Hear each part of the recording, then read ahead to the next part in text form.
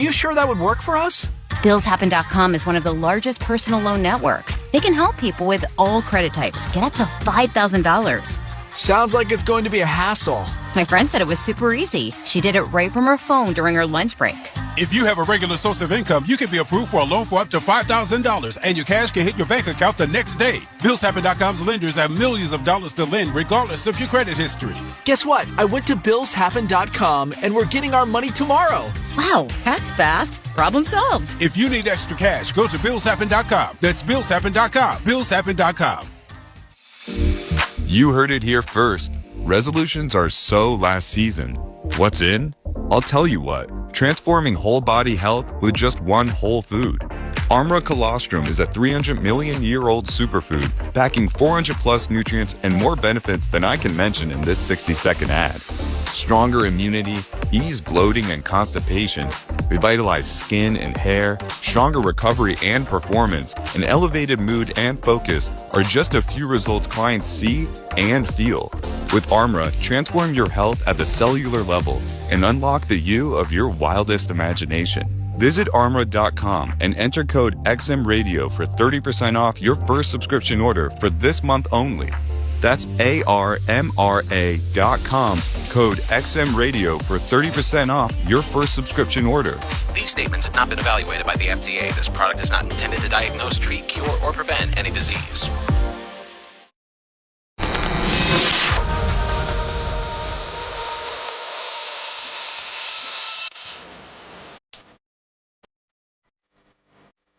We're back with Sam Roberts Show.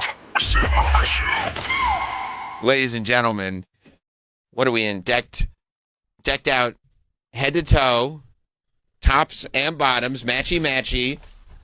Louis Vuitton, that looks like. Hell fucking yeah. Ladies and gentlemen, DJ Who Kid has arrived. Fucking gin and juice. Make yourself comfortable. What's going on, DJ? Welcome. What's up, niggas? What's going on? How are you doing, man? I'm chilling. Where are you sitting, Who Kid? Wherever you want. Sit down. Sit down. Make yourself at home. Who Kid? We were talking. Did you hear about these Hollywood legends that we lost? Passed away. Really? Yes. George Clooney dead? No, George Clooney. George Clooney is very much alive.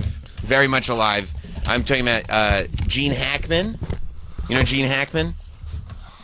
Why that name sound familiar? Ain't he the Batman motherfucker? No, he's not the Batman motherfucker.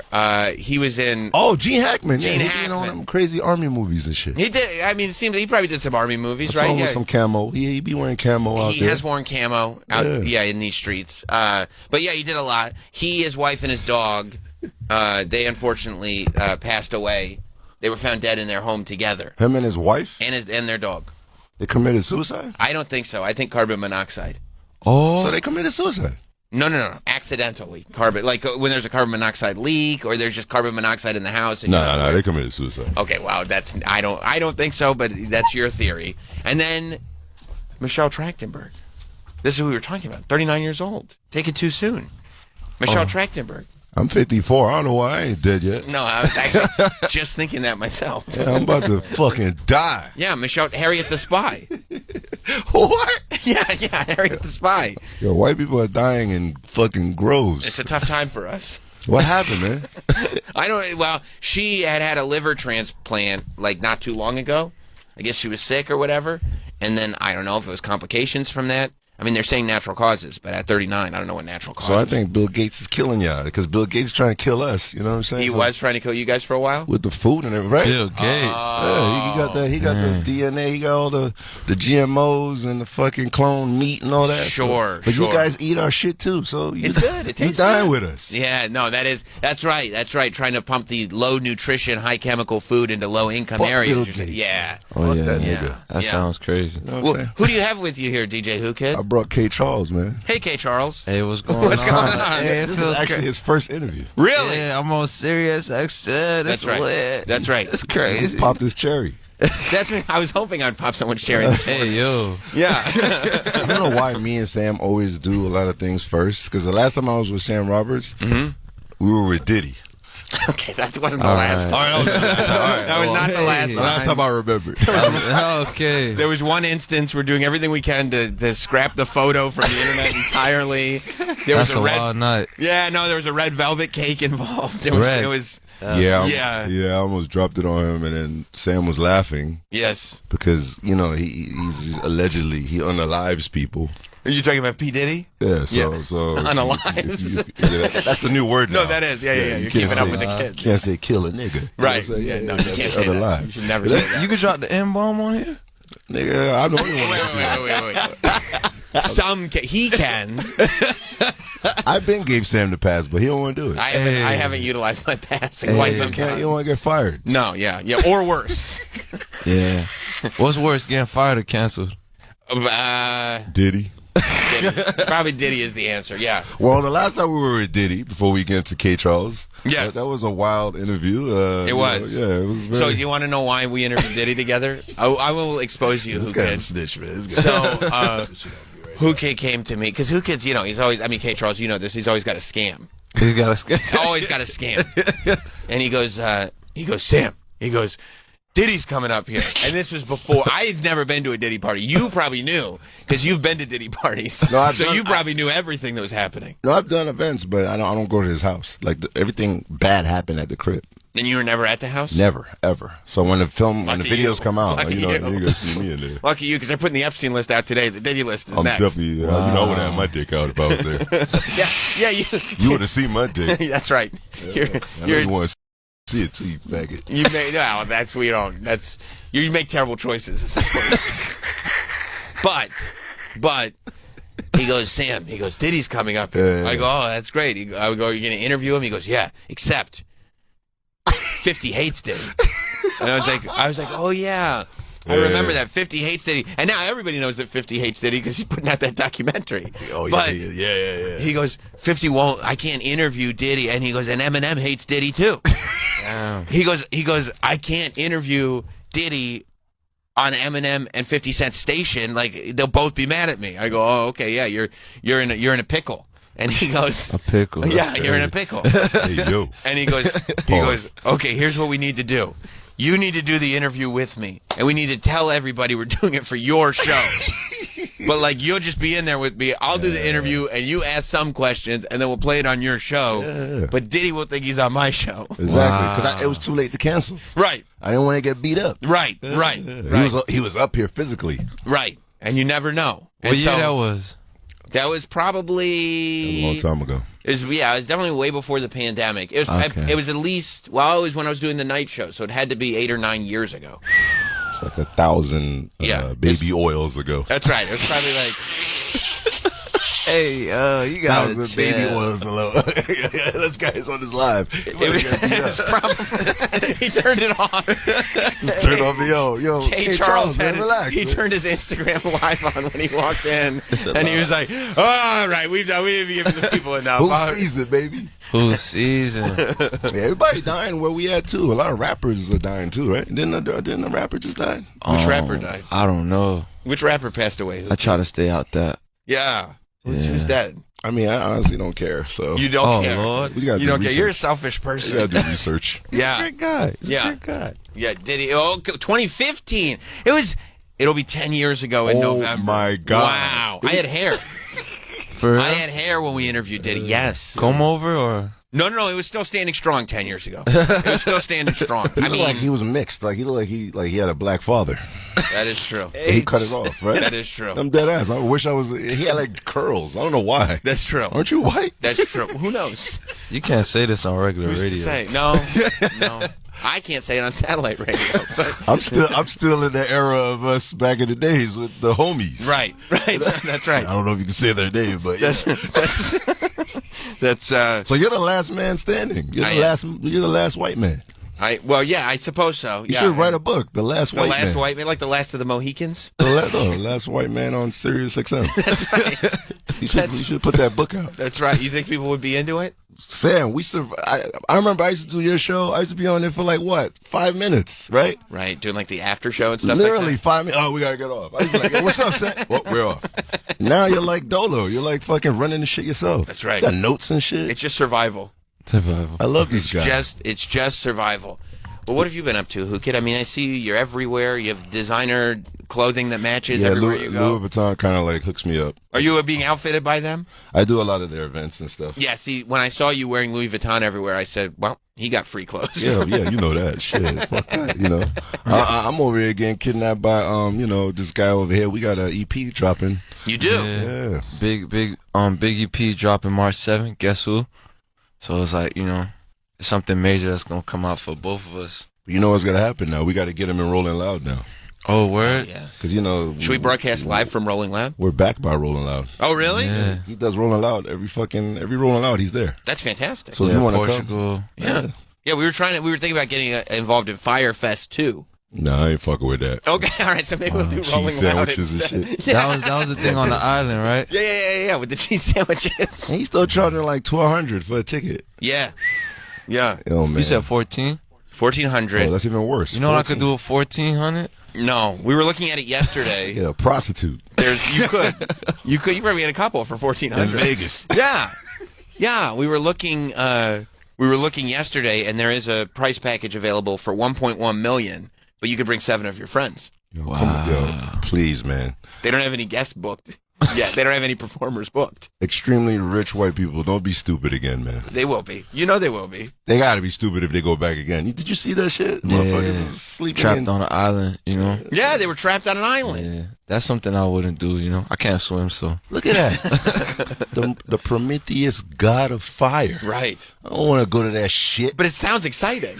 Doesn't it sound exciting? Tricking all these white people, man. Never go to a place you can't pronounce the first letter. Is that in pesos? No, that's a good question because it is in Mexico. It's a good question. 1.1 million American. How much is $1 million in pesos? It might be in pesos. It might be, I don't know. I think $1 million. Wrong. $1 million in pesos is like $17. I think. It's, let's go. Yeah, it's very, very affordable. You got to be really stupid to go back and get tortured again with this dude, man. But I think some people are so like driven by content. Yeah. And like getting content that they want to go for the disaster so that they can upload the disaster on their YouTube channel. Idiots. Yeah. First of all, the reason I didn't go to Fire Festival is because Ja Rule was a partner. Of course. So me and Waka Flocka, we did the party for Fire Fest. The first party before everybody got tortured. We did like that a in promo New York. party. Yeah, we did a promo party, and I'll never forget it. We had it was me, Waka, and we had like this guy. He looked like Santa Claus came to the club. Mm-hmm. So it was me, Waka, and Santa Claus turning the fuck up. Right. And then everything was ruined when Ja Rule came. I was so pissed. So then Ja Rule sees me, and then he hated on me. He was like, "Yo, fuck that. Yo, who kid better not be on that." On that fucking, the artist booking because they were booking Waka because Waka was good friends with him. Right. What was the white boy name again? The one who was booked, Billy McFarland? Yeah, that's Waka's homeboy. That's a crazy name. Yeah. So Waka didn't go because Ja Rule, he nixed it. He cock blocked us. Wow. He did that. Well, I mean, honestly, he probably did you guys a favor. Oh, yeah, Irv Gotti Yeah, kind of. Rest in peace to Irv Gotti, right? Nah, I'm good. Oh, my God. Fuck That's that nigga. disrespectful. Die, nigga, die. Yeah. From the worst 50 Cent body is it me right now. Yeah, Pause. yeah. That's good. That's a good pause, especially with all the Diddy stuff going on. You do need to clarify. But yeah, Irv Gotti, who famously was the head of the record label Murder Incorporated, if I'm not mistaken. Yeah, he passed away recently. He was an icon of his era in hip hop. But I guess that's another person that your group, headed by 50 Cent and Eminem, did not get along with extremely well. Yeah. 50 was also seemed very disrespectful to the memory of the late great Irv Gotti on his Instagram account. I mean, the guy tried to, like I said, allegedly unalive 50, and he admitted he cock blocked 50 in the industry. Like, he admitted it. Like, yeah, I didn't want 50 Cent to get a deal. I called every label, and I told every label, if you fuck with 50 Cent, my artist is not doing no music. And remember, back then, he had DMX, he had Jay-Z, and Ja Rule. And Ja Rule was, like, extremely popular. Yeah. You know what I'm saying? Yeah, Ja Rule was big back then. He was big until 50. Until 50 came in, and we all realized he's small. Like, literally. Is it true that 50 Cent bought bought out the first 5 rows of a Ja Rule concert? I mean, I don't like snitching. Supposedly. I saw a big pile of fucking shit. I saw a lot of like tickets in the crib. I don't know where. You did? Yeah, I don't know where it came from. Well, who's to say? I like that they were all hard tickets, too. It's not like it was on the app or anything. We're still using paper tickets. It was back in the days. Yeah, I need you to send me 5 rows worth of paper tickets, please. You got to come to, I would like to see Sam at your show, like turning up, crowd surfing. Nah, for sure. You think I would crowd surf? Yeah, I usually That's what these kids do, man. They jump on each other's heads. Yeah, there's a lot of rock influences now in hip hop and the way especially in the concerts, right? Like a lot of high energy. Well, he's from Florida with I'm from Miami. The Triple X, and right. He passed away too. R.I.P. Yeah, RPX, man. Nah, the Florida scene, especially the South Florida scene, we really brought back that mosh pit type of vibe. Yeah. From Denzel Curry, Raider Clan, Rob Banks, you feel me? Whole bunch of artists, but that's typically what we're known for right now. I love it. We're superstars. Can you test Sam? Can you say? I can't say it. How you say his name? Extension. Oh, XXX Tentacion. All right. XXX Tentacion. What are you from Spain? Come on. I'm a cultured person. I'm a cultured man like that. You tapped into Miami though? You be knowing about Miami artists? And Yes, stuff I like- do. Name 3. What? I didn't realize there was going to be follow-up questions. Oh my bad. I didn't know. I can't ask those on. No follow-ups. Okay, for sure. Okay, I mean, he do be in Miami. The back of his head is tanned. Not his face. Right? Hey, y'all boys, y'all talk like brothers. Yeah, we've been doing this shit for a long time. That's right. Actually, the last time we were actually together, I think, was in Tampa. Oh yeah, I brought the Lambo to the fucking. Yes, show. I did a live wrestling podcast. That was my first time. You was wrestling? No, I do a pro No, I was. wrestling. I just came from getting beat He up. wrestled.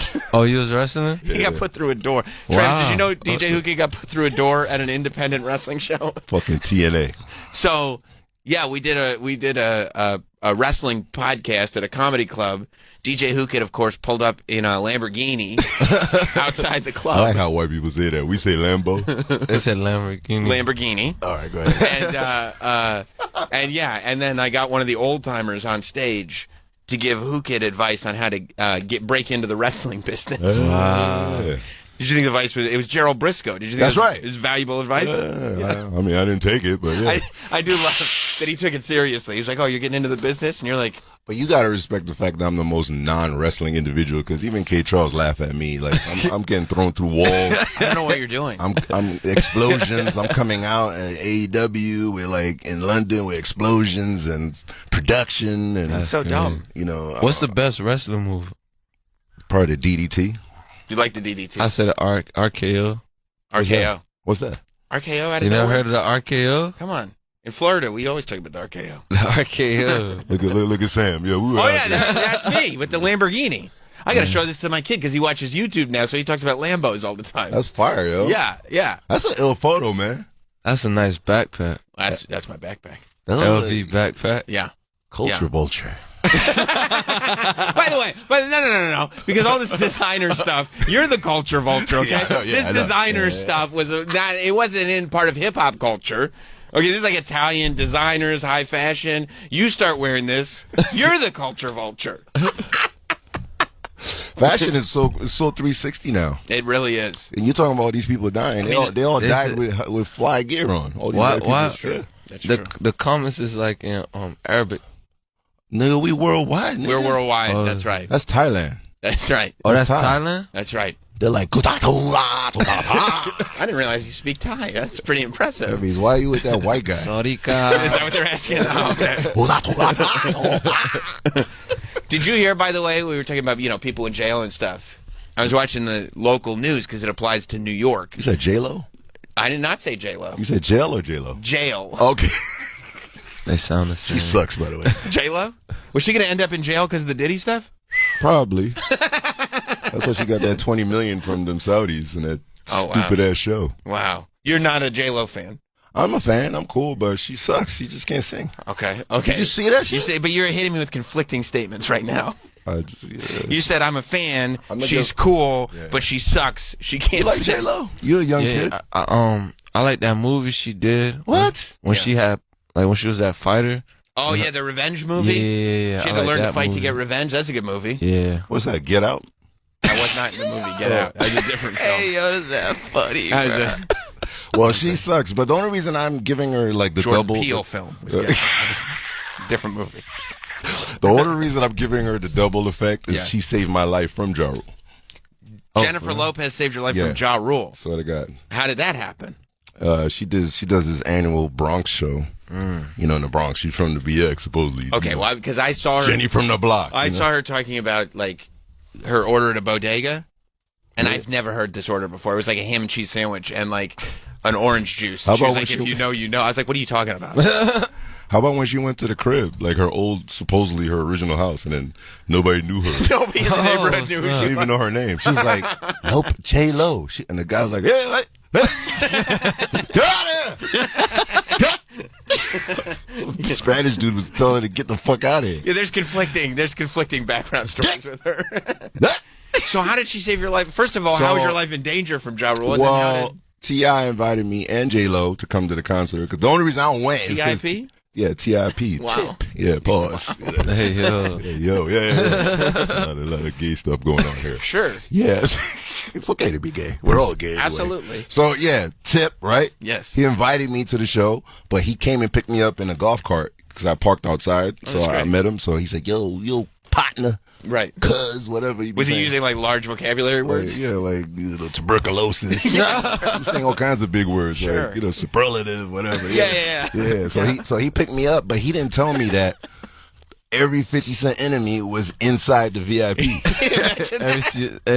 Ja Rule, Irv Gotti, Fat Joe, like everybody. This like, is actually the 50 Cent Enemy Festival. I don't know yeah, if you but knew. because they all fuck with J-Lo. J-Lo did songs with every 50 Cent enemy. Yeah. Of course, she was like her and Ja Rule were like that was a whole. I don't know why I wasn't thinking about that. So I told T.I., yo, man. I know why. You're stupid. Yeah, I'm stupid. Yeah. I'm extremely dumb.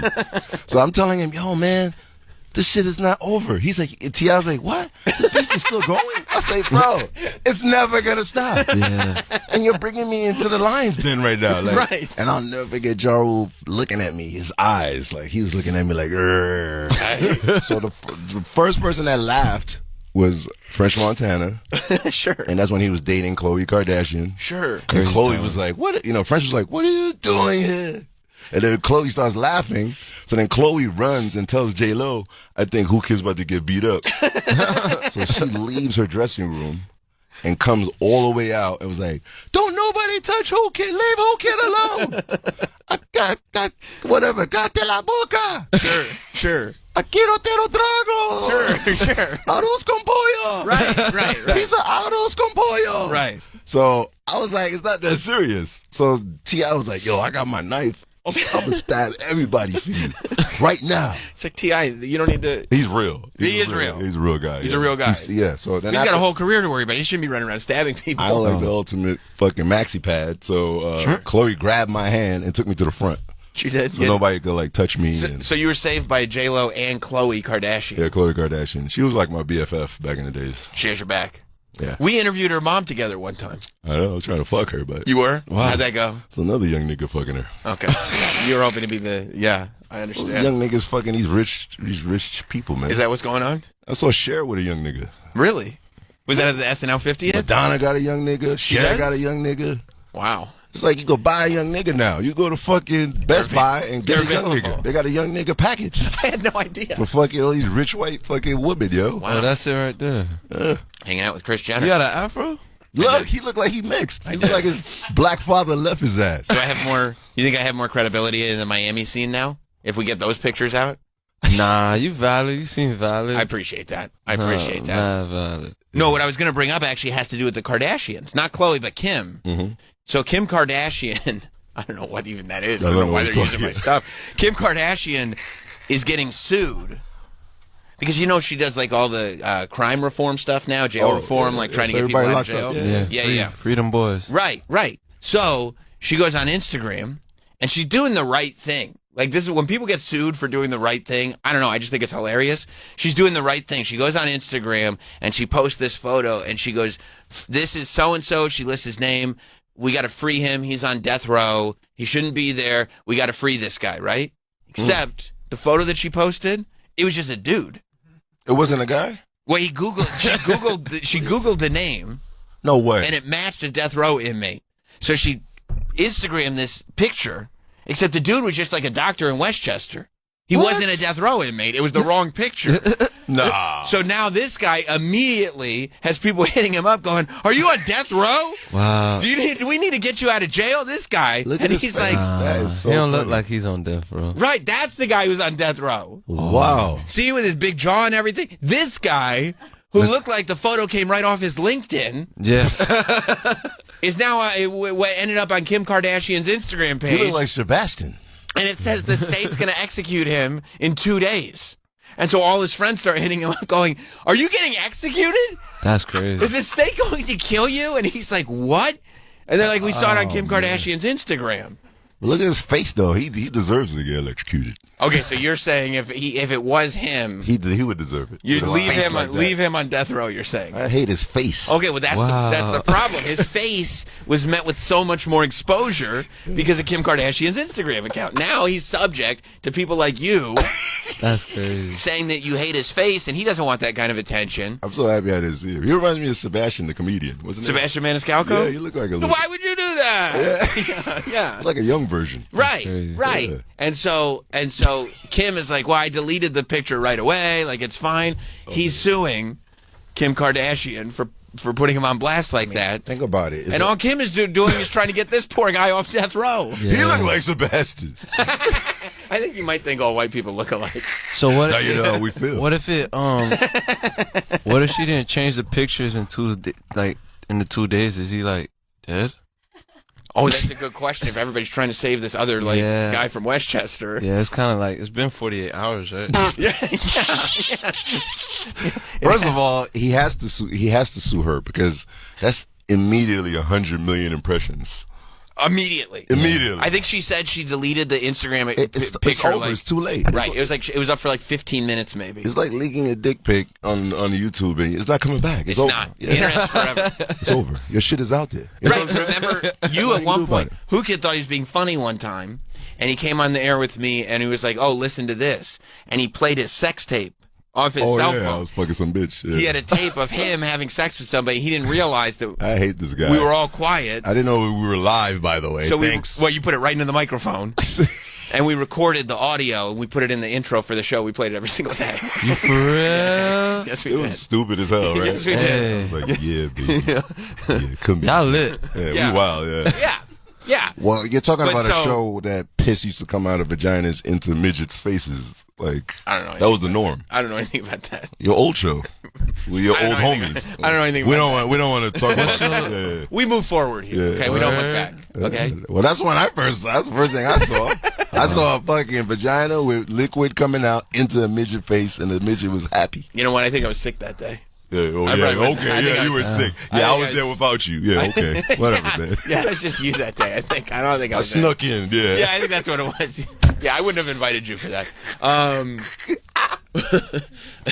Yeah, so I don't know if this guy's going to be. Scared that lady. nervous.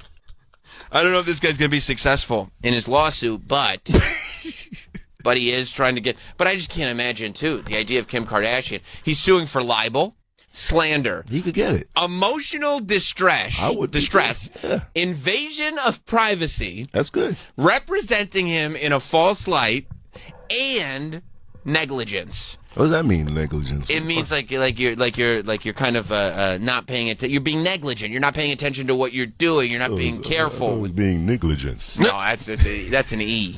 Oh, Yeah, that's negligent. so I was like, what? No. I could see where that would be a He problem. is seeking compensatory. What? Compensatory. Oh shit! Right. That's you don't a read new what, one. You don't read what your lawyer sends you? I don't read that shit. He's seeking. The only thing I read is what you read. Pay now. Right. What's the bottom line? What's the check? All right. And punitive. He's seeking compensatory and punitive damages All right. in an amount to be determined in court. So he won't even say until we get to court how much I'm suing you for. God damn. But he's listing all this stuff: the libel, the slander, the emotional distress, the invasion of privacy, the false light, the negligence. I'll do 20 M's. You think 20 M's is... I'll do 20 M's. Well, and it's a post? Kardashian. Yeah, 20 M's, because then you can land in the middle for like 10, 15. That's really I smart. mean, he's guaranteed get a mill. Yeah. If it's like a payoff. Right. But even if you start at 20M and they're like, hey, let's settle. Yeah. You know what I mean? We don't want to go to Discovery. We don't want to go to 20 million. And you're like, we'll give you like $1 million. Okay. Nah. You want more than $1 million. Hell yeah. Where would you stop? 5, 10? 15. $15 million. I'll take $1 million. Kardashian's lawyers said they would prefer to solve this without litigation. So you know that what means that a means. settlement. Yeah. Oh, I wish he'd put my photo on. Gotta skim some money off that skim deal. You know what I'm saying? Yes, I do. I know exactly what you're This saying. is better than a GoFundMe. It really is. Yeah. Yeah, because Okay. that's why all these people, especially famous people, they don't like to go through with lawsuits. Mm-hmm. They like to settle because they don't want to go into discovery. Because in discovery is where all the like evidence gets presented, Okay. and that's when you end up going through people's texts, going through people's emails. Oh, they don't want that shit out. No, because like you can find stuff that has nothing to do with the case, but it's in discovery, and now it's public. So they go, whoa! Before we get to discovery, let's figure out a number that we can land on. That's crazy. Yeah. I never knew that. Yeah. You be in Miami. How many times you see Kim Kardashian? Never. What? I never seen Kim Kardashian. That's like a unicorn. Yeah. I see her all the time. You do? Yeah. Is she wearing those Kanye t-shirts? I hope not. Better not. Hell no. You still love Kanye? He's off my list. Look, now Hookah's getting scared. Yeah, I'm scared I now. figured No, every time I hear that word, that name, I'm scared. Yeah. He scares me, to be He's honest. scary. He's a scary guy. He's a very powerful guy with his mouth. You know what I'm saying? Yeah. His mouth is crazy. Yeah. Isn't that crazy? Have you ever, Travis, in the amount of time that you've known Almost Hookah, 20 years? have you ever heard him trying to move on to a different topic quicker? That's bad. Yeah. I'm not even saying the N-word or nothing. He was more comfortable talking about the Epstein list than he was talking about. Yeah, that Kanye was a fucking beast, man. Yeah. He a Gemini like me, you feel me? So Yeah. misunderstood sometimes. Yeah, but you ain't wearing that T-shirt. What t-shirt? Yeah, I don't want to talk about it. Yeah. Oh yeah, let's don't talk about it. So where are you We're trying to get you to come out tomorrow. tomorrow? Where tomorrow? Me and with Slushy, we're gonna be at Slushy? yeah, DJ Slushy. He's like Marshmello's like ghost producer, Gotcha. and DJ. Gotcha. So if you want to come out tomorrow, we're gonna be at Racket. So come turn up and Here in New fuck with York, some Racket? hoes. Yeah. Oh, you'll have hoes there? Yeah. Oh yeah, you're married. Shit, I just met your wife too. I can't. Me even do too. that. Yeah. I'm married too. Congratulations. How long have you been married? Not official, but You're with somebody that you've been yeah, together my with. girl don't play that. So I might as well. She's tuned in right now. She is. How long have you been in your relationship? About like 4 years. Wow. Yeah, I'm in there. Well, as your career is like starting to really pop off, do you think it's going to get difficult to remain faithful? Nah. Especially, I mean, Hookid is like a terrible influence. You know what Hookid used to do? He used to announce his ex-wife's jogging route and said he bought her new Yeezys. So if you want to assault and rob her, this is where she'll be. And he would do that on the radio. He would do this on the radio. Size 5 is like 5 racks. People were calling up for that shit. I was like, yeah, I'm joking. I guess. Funny, bro. Right. So Hookid's a terrible influence is what I'm saying. Nah, man. I don't know, man. I'm real chill, man. I'm really I'm really just trying to get to work. You feel me? I'm really just trying to make like hit records right now. See, Hookid, if you had, you wouldn't have to be 54 and still working at the rate that you're working at if you had that mentality earlier on. I know, man. Nah, he a goat. I ain't gonna lie, fuck with Hookid. He a goat. Of course he is. He's a young child. You know what I'm saying? They all fuck with me. I don't know why. You're a mentor now. Is that weird for you? I did Super Bowl the other day with Don Toliver. You did? With like crazy young white kids turning up spring break style, right? When did you feel that transition happening to the point where you're like, oh, you're like one of the OGs now. You're goated. People have an admiration and respect for you. When I wear Louis. That's what it was. Okay. They don't want to hang with old guys that look old. Imagine I came here looking crazy, right? You should bring back the oversized white T-shirt. Like wearing FUBU and shit like that. Nah, I'm good, man. Yeah. No way. That's the thing. Like, I mean, I have respect for a lot of OGs and old heads, but even your world, like, you still. I mean, would you hang with like those old actors? They don't. I think they're the worst dressed motherfuckers ever. I do like to hang with people who are dressed well. Yeah, that's what I'm saying. Yes, you're right. But you wouldn't hang with, like, I don't know, like Bruce Willis. He's dressing horrible right now. I mean, Bruce Willis is suffering from dementia. I don't know why you want to hit him with, like, he also doesn't dress well. That's the worst. That's a bummer, you know? I fucked up with that one. All right, Jack Nicholson. Jack Nicholson also, like, I mean, he literally like just left the house for SNL 50. He's like a recluse now. It's not. And also, like, I would definitely hang out with Jack Nicholson if I had the opportunity. All right, Al Pacino. He looks like a bird. Well, the wig is a lot. You saw his hairstyle? I mean, come on. Look at Jack Nicholson. He looks amazing. He's got his Yankees. What's that called? Like the Kangol hat. Oh, the Kangol. Right. That's the New Jack City. Right. That's exactly. Yes, it is. He's like, here's Johnny. He does. He looks like The Shining meets Wesley Snipes in New Jack City. That's what he looks like. Rolling up to SNL. Lil Bow Wow. He was at SNL 50 introducing Adam Sandler. Oh, wow. It was a thrill. It was a thrill. Jack Nicholson is one of the greatest to ever do it. Well, he's swagged out. He's super swagged out. Yeah. But probably that's his daughter with him. His kids probably keep him kind of hip. Yeah. How about the Busey guy? Gary Busey. Yeah. Gary Busey, he's a wild one. He's a wild one. I haven't talked to Gary Busey in quite some time. Why is his teeth like that? His teeth look like he ate a rock. Hey, y'all funny. He does have big teeth. He does have massive teeth. There he is. He look like he got hit with a bat. Poor Gary Busey. Crackhead. No, he's just a positive guy. I don't think he's a crackhead. All right, he better be 100. How old is he? Like 100? He's 38. That's crazy. 38 crack vials. He's 80? Yeah. You know what?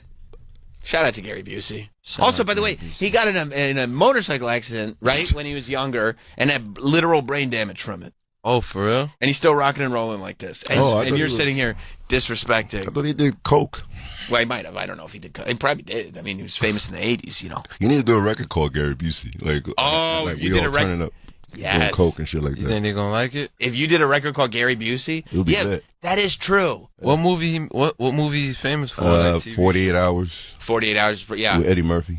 48 Hours? Yeah. And there's the Eddie Murphy connection, too. Yeah. Right. Call it Gary Busey. Call it Gary Busey? Gary Busey. Man, if you, at this point in his career, got hip-hop to embrace Gary Busey like that, but who would really... I'm not gonna say who would really care because that sounds rude, but like sounds like who cares? Yeah, but I'm saying like, well, you got to make him care. You got to be like you're cool enough to be like, you know what's cool? Gary Busey, and then all your people are like, yeah, he is. Okay, you know what I mean? I'd be lit if that shit happened because we came on this show. Like, you got a song called Gary Busey, right? And I'm gonna do it. Right. I just want to know it's valid though. You feel me? It's valid. It's valid. Yeah. All right, man. I know he look like a crackhead, but yeah, he's valid. Okay. Yeah. He's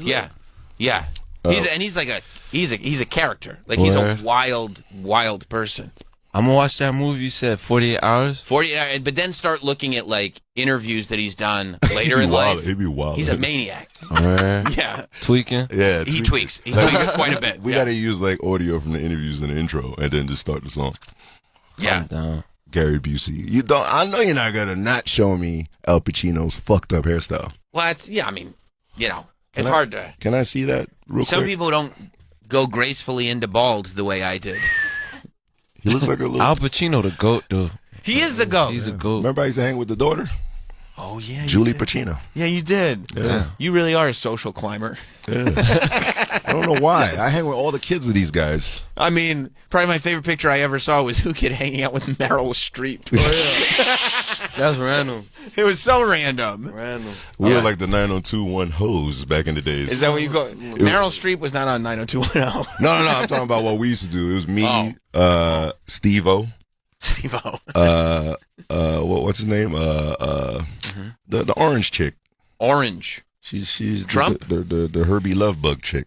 Lindsay Lohan. Lindsay Lohan? Yeah, it was Lindsay Lohan. Our intern Danielle is a big Lindsay Lohan fan. Really? Mm-hmm. Yeah. Oh yeah. Well, back in LA days. Look at Who Kid hanging out with Jerry O'Connell and crazy. Meryl Streep. And that's And who's the guy? That's what's his name? Superman's son. Fucking Will Reeves. Oh, Will Reeves. Yeah. Oh wow. Reeves. Yeah, I be hanging with ill white people, man. You do. Where your black friends at? Where y'all hang with ill black people? I'm hanging with one right now. Shut the fuck up. Hey, y'all funny. Remember when last time you were at my house, I had my children try on your jewelry? That was lit. Yeah. I know. I got to. New Kid showed up with very audacious jewelry. Yeah, there it is. There it is. He showed up with this audacious jewelry.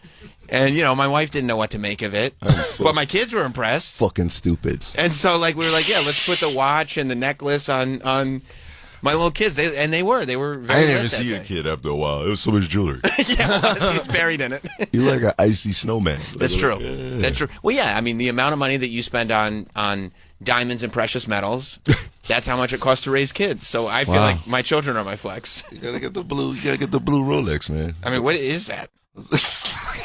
I don't think Rolex makes blue watches. Yeah, they do. This has been niggerized. Oh, I see. I was wondering. I was gonna ask.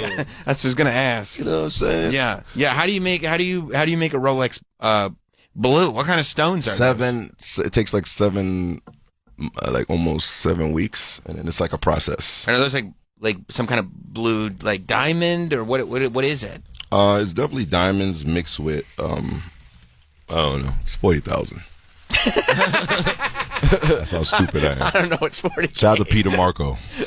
I don't know. Rodeo Drive. Yeah. Hey, what kind of stones are those? It's 40,000. I don't know. What the fuck going on? All I know is, back then, so it was 9021 hoes. And who's the fourth person? Damn. Of the 9021 hoes? Yeah, it was Steve-O, me, Lizzie Lohan, and Kimberly Stewart. And Kimberly Stewart, and you were the 9021 hoes? Yeah, I actually was there when she fell off that motorcycle on MTV. Really? I was laughing my ass off. You thought that was funny? Yeah. Yeah, well, I think it's funny. I'm mad that she didn't get her leg fucked up, but yeah, it was fucking hilarious. I didn't know that you had this 9021 hoes group. Yeah. It was weird. We used to protect like them because they were getting fucked up. Steve-O mostly. Steve-O got fucked up? Steve-O from Jackass? Yeah, he was like the security guard, like making sure it's straight. Was this like recent enough that Steve-O was sober, or was he still No, he was Steve-O from Jackass. Yeah, okay, so he's getting fucked up. He wasn't the guy now with the dog and all that stupid shit. Yeah. Although you know he got a penis. He got a penis tattooed on his face. Wow. You didn't hear about that? It hasn't hit the black community. It hasn't hit us that hard. Okay. I'm glad I could let you guys know. Thanks for letting us know. Yeah. I'm glad I could disseminate that into look how uncomfortable K. Charles is. Check that out. And there's that's too much sauce. It is a lot of. Well, there's that's. So instead of teardrop, he has cum drops. Yeah, that's jizz. Semen. Holy shit, Steve-O really seminal don't care. fluid. Yeah, no. Yeah, he got a penis tattooed on his head. I think it was for like his 50th birthday or whatever, however old he was. He's like, you know what I should do? And he got a penis tattooed on his face. Post Malone did it. Yeah, Post Malone did it for him. Oh my lord. Would you ever let Post Malone tattoo a penis on your face? No. Hell no. Oh, okay. All right, that was an easy one. All right. That's crazy. It is a little nuts. That's a pun. That's a pun. That's good. A little nuts. It's a little nuts. That's fun, little right? Nuts. It's a little nuts. I see what you did. Changed his name to Lil Dicky. Little Dicky. Hey, I got one. Okay. I didn't see that coming. That's great. The drops. Hey, yo. That's great. He's actually the fifth G Unit member. Steve-O is? Yeah. Does that mean he's got beef with Ja Rule? Yeah. Yeah, good. Guaranteed. Good. He hosted all the tapes back then. He did? Yeah, hosted mad tapes, skits, freestyles, everything. Wow. Yeah, he used to fight. He was like, I'm ready. Is it weird to you that you've legitimized your career to the point that you're a mentor for people when really your whole career is just based on stealing people's tapes from the studio? And that's what we're about to do on Sway in the Morning. Mad stolen shit, including K. Charles. Doesn't even know you got robbed. But I like doing it now and shocking people in person. Like if I had a record or you doing a freestyle, I would leak it today. You would do it? I never heard you freestyle or rap before. No? Can you do one? No. Get one of your white boys in here to do it. Can you do it? No. Travis is pretty good. All these white people in here, nobody raps? Danielle, you don't rap? I mean, I could rap along if there's lyrics I know, but freestyling, like... You could be like the white sexy red. Did you ever think about that? Like, I know you're just like being the white sexy red. Be sexy white. That would be like an honor. It'd be an honor, right? You know, Sexy Red is involved in wrestling, too. I saw her. Yeah. That's the most... They didn't know what to do with her non-place bullshit. I don't know what was going on. That was not... It's crazy. That was not right. No, it wasn't right. It wasn't right. Do you have a favorite song that you rap along to? Not a favorite. Mm-hmm. It's more of like features. Oh, you like features? Yeah, you know what I mean. Like yeah, things, of course. Like one Christina, of my favorite. What's the girl that killed Mac Miller? I don't know. That's Ariana Grande. Oh. She would hate to hear that. I don't know that that's how That's what we call her, Mac Miller killer. No, no, I don't think anybody. Nobody calls it. I just know her as the actress from Wicked. Yo, you just told us this guy got dick on his head. You don't know that I didn't know Ariana Grande is the Mac Miller killer. I hadn't heard because she was not. I don't think that she's responsible for that. You taught me some fucked up shit. And you are. It's my turn. Okay. All right. All right. Back to her. Together, She gonna they do were it? together, right? Yeah. No. They were together. I just don't know that she was fully responsible. I think Mac Miller had his own, demons that he was getting through. No, it fucked up, right? When they broke up. Like, that's some real shit. Like, Yeah. yeah. See, you're pretty smart. All jokes realize- aside. I don't know about no Mac Miller killer, but they broke up though. Yeah. And then it went downhill after that. Okay. All Last right. time I saw him was in Thailand. Breakups are hard. Breakups are hard. I ain't killing myself for no pum pum though. You're not? Nah. Good for you. Nah. for you. There's more pum pum out there. People don't realize that, do they? There's China, Right. communist countries. You could get pussy, buy it for $20. They have Poom Poom there too?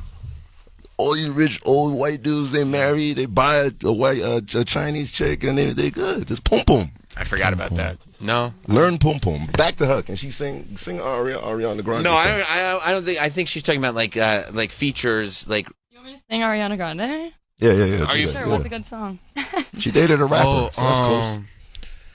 The song, I ain't gonna lie, surprisingly, the song R.P., the song she has with Mac Miller, But she got a hard record though. She did. she like got a lot of hard records. Ariana Grande. her Yeah, music she is go so crazy. good. what do you think is her hardest record, Danielle? Oh, I don't know, like Dangerous Woman or something like that. You like Dangerous Woman? Who could? I mean, Yeah. you know yeah, it. yeah, yeah. You know That's his life story. Positions was good. My Shout out to the Everything. Haitians, man. Shout out to the Haitians, by the way. Shout out to the Haitians. I don't know Me where and- that came from. Yeah. Nah, Go ahead, girl. he said, I don't know where that came from. Give me one hit. Wow, this is a lot. Act a lot. Can I get the background going? You maybe like what song? an acapella version of. What's one of her famous ones? You tell me. Dangerous Woman? Who Kid Loves Sure. Dangerous Woman? Oh, and then there's Problem with Iggy Azalea. No, that one. You like Iggy, right? Me? She got that BBL. I hate BBLs. You do? They smell like shit. Is it an acapella? Oh. Oh, Yeah, you missed. You Oh, already, here we you go. already missed the beginning. Go Get ahead. into it. Okay. Okay, here we go. Don't need no hold up, taking control of my kind of moment. Okay. I need to see the lyrics. Completely focused, my mind is real fast. Hey. Oh, that you got, skin to skin. Oh my God, don't just stop. Good. I like that. Okay. Something about you makes me feel like a dangerous woman. Fuck Something about you makes me feel like I wanna do. Rihanna, nigga. Right on the lyrics. I also have vocal notes. This is kind of high for me. I like sing that. down Let's the give- octave. No, what you doing here? I would have been better. By the way, how funny was it? Now we know why she was like, "Oh, do you want me to sing Ariana Grande?"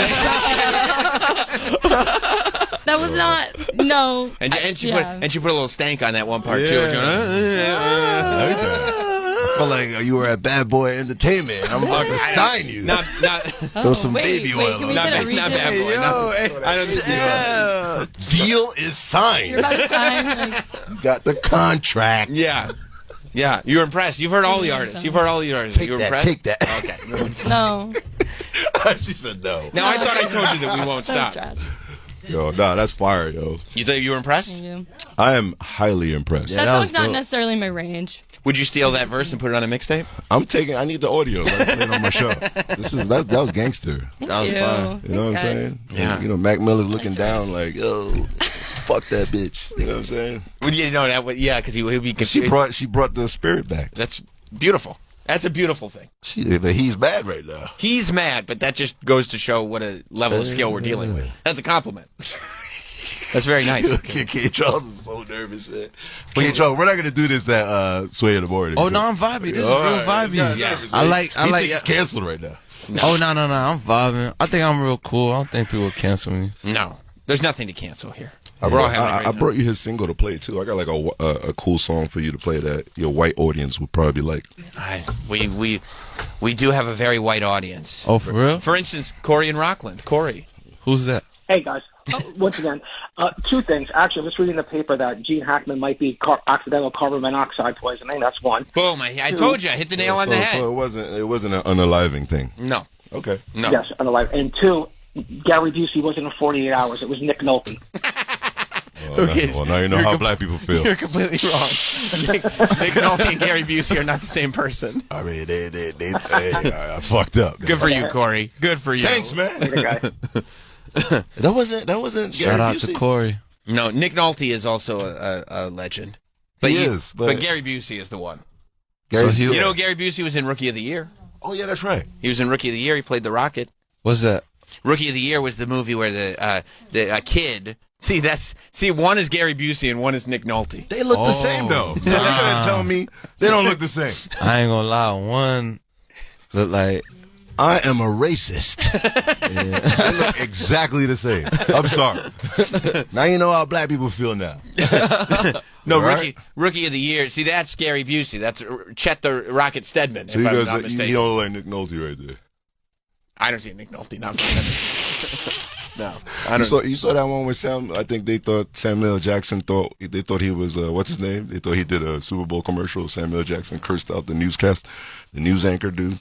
Oh, I love that. No, I didn't see that. Yeah, it was. Damn, I can't believe I forgot the other black guy. The black guy from Batman, the old black guy. Morgan Freeman. Yeah, they thought Morgan Freeman and Samuel Jackson were the same person. Yeah, that's racist. Yeah, that's racist. So now I know how y'all feel. I mean, they don't look or sound or anything the same. And Samuel Jackson ripped his asshole out. He did? As if he was gay. Like, it was crazy. That's going in the booty. He went back to Pulp Fiction. Hey, yo. Hey. Look. Oh, is this it? Yeah. He was so Oh, bad. my God. Can you play it? Because I think he cursed him out. I am not Morgan Freeman. Of course, you worked together on Extras. That's right. Now, was Samuel the very first? You were very in it. memorable for you. You were in it with him. Yeah, I know I was in it. Forget this guy. We do a scene together? Are we in that scene? No, we didn't do a scene together, but I was one of the directors. episode? Yeah, I was directing the episode. Oh. I can't, you know what? Well, the sun was out there. That was cool. Should we delight ourselves by showing a little clip? Yeah. Oh, no. But I thought The Matrix, I loved it. Amazing. It's a good film. No, maybe it isn't. Maybe this is And you something were else. present in it? Oh, it says I'm not Morgan Freeman. I wasn't in that one. I know what you're thinking. Oh no, this is a skit. The other one was like a real news. news. Yeah, Okay. it was in the news. okay. There it is. Samuel Jackson was mistaken for Morgan Freeman. That's the one.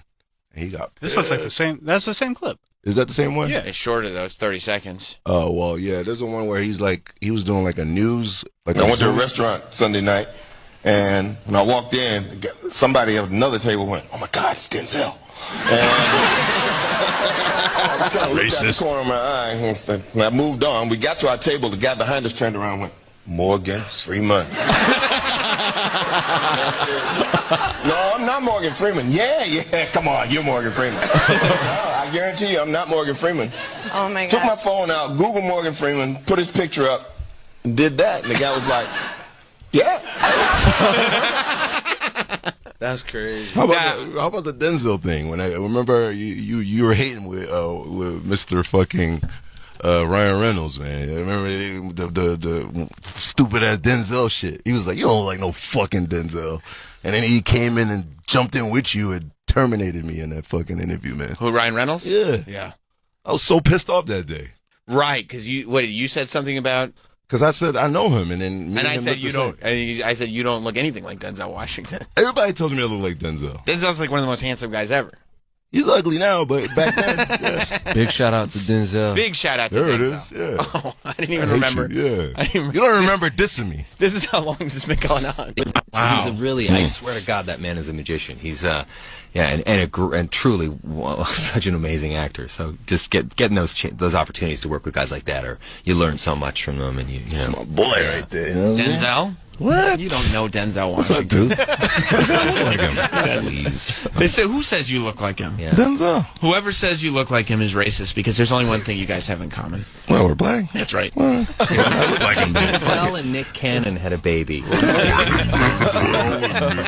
That's racist. That is right. Look. I do love that. You know why I love that clip? Because you're trying to give yourself a little compliment, and it completely turns on you.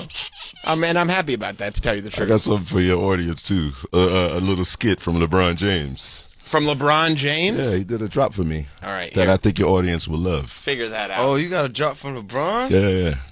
You know him. He already said fuck in the All-Star game, so he did a drop for me. That's great of LeBron to do that for you. He didn't want to play, you know what I mean? So he said, I'm doing Who Kid a drop. Nice. You know what I'm saying? That's when people don't want to play anymore. They give Who Kid a drop. He's a legend, man. LeBron? Super legend. Super legend. Yeah. Would you say he's next to Jordan? I ain't gonna lie, I think LeBron better. There's a whole generation of people. LeBron or Kobe? LeBron.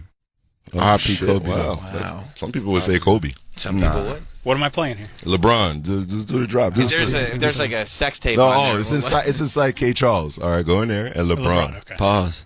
Oh, shit. It's inside Kate. Yeah. My bad. Let's see. Let's take a listen. What's up, y'all? This LeBron James. I want to give a shout out to my man DJ Who Kid. And I got a very special thanks to all the side-eye pops out there in the land. Y'all keep it coming. Me and DJ Who Kid about to side-eye pop with all these ladies across the country in your motherfucking mouths, nigga. That's LeBron? Hell yeah. That's before the Los Angeles Lakers, LeBron James. Yeah, before NBA. This is when he was in high school.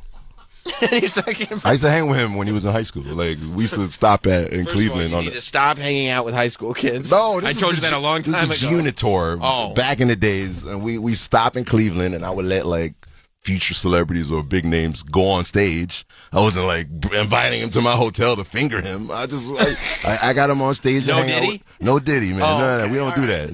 No with G-Unit, no gay stuff. But anyway.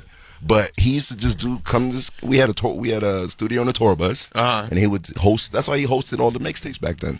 Wow, And so that that's was real. That's super real. That's hilarious. And then they did send a cease and desist to SiriusXM because I remember Bladder was like, "What the fuck?" But then he was like, "You know what? I'm gonna let it live because that's like my street cred because it's before the NBA." So you're saying that the thing that Bladder got in trouble for, you're now playing. So now Jim McClure's going to get in trouble for it. I don't give a fuck who gets in trouble. Okay, I understand. All right. Just wanted to make sure. I wanted to see your clarification on that. 866-969-1969.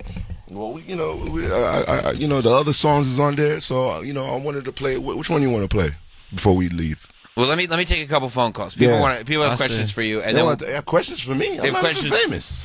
Wow, you're famous adjacent. What? Larry in Pennsylvania. What's wrong with this guy?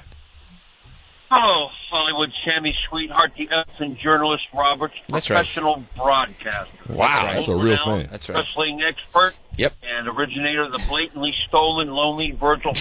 You got a lot of titles, man. Larry, it's been a while. Yes, sir, it has. And hello, Mr. Kidd. And I wanted to ask you, sir, if you consider yourself an elder statesman, the elder statesman of hip-hop. Oh, You yeah. have a rich repository of history. That's right. Thank you, For Larry. how you've lived your life. Are you an elder statesman at this point? I have to be because I'm 54, so hip hop is what 50. Did you ever think? I was around when there was no hip hop because I used to listen to Depeche Mode and fucking NXS. So then when hip hop came in, That's when you were Eves. yeah, shut the fuck up. This nigga got my Haitian shit out. This guy is 6'9" over here. Little Takashi over here. Man. This guy owes taxes. They're coming for you, Sam. I'm telling you. Anyway, yeah. I survived all the, transitions. Yeah. So I went from, NWA to Conscious. I guess, remember there was like the African vibe of, like Brand Nubians, Jungle Brothers, Q-Tip, Tribe Called Quest. And then then we came in. I was part of the transition with G-Unit. Mm-hmm. So, but that's after NWA. Then we continued the gangster shit. So, and now then we went from that to Kanye era, because he had the backpack, the polo shirts and the pink and all that stuff, and then and then after that had to came get the jeans tighter. mumble rap. Then everything went to Atlanta, Right. But I assimilated and survived every genre where, Well, because you're always moving forward. Yeah, Always moving I always forward. have to think ahead. Yeah, absolutely. Thank you for reminding me that I'm 54. And before before we let you go, because I know you got other stuff to do today, Elmar in Detroit has a question for you. The D. Hey, how's it going, y'all? Pause. There's something up for me, though. What you got to do with that Drake diss track? They shouted you out in the beginning of Push-Ups. Did you do something with that, or did you just... Yeah, I started the actual Kendrick Lamar going in the studio and going ham. So I was the catalyst, yeah. No. So, yeah, I'm dead ass. So, Drake hit me up to get my Who Kid drop. Because whenever you hear Who Kid in the beginning, that means it's either a leak or it's beef. Right. So sometimes both. No. Yeah. Yeah, exactly. So and then he leaked it, like I would, cause havoc. That's why I came into Lucien Grange's radar. So the Illuminati was like, "Yo, Who Kid?" Oh no. Yeah, it got serious, and then it came to a point where he had to put it on all the DSPs. But the main thing is, I was on the record that started Kendrick to go in the studio and go super ham. And he did. I saw it at the Super Bowl. I know. That's why I wear bell bottoms now. You do? Yeah, you do. You do wear the bell bottoms. Yeah. Yeah, he brought him back. He brought him back.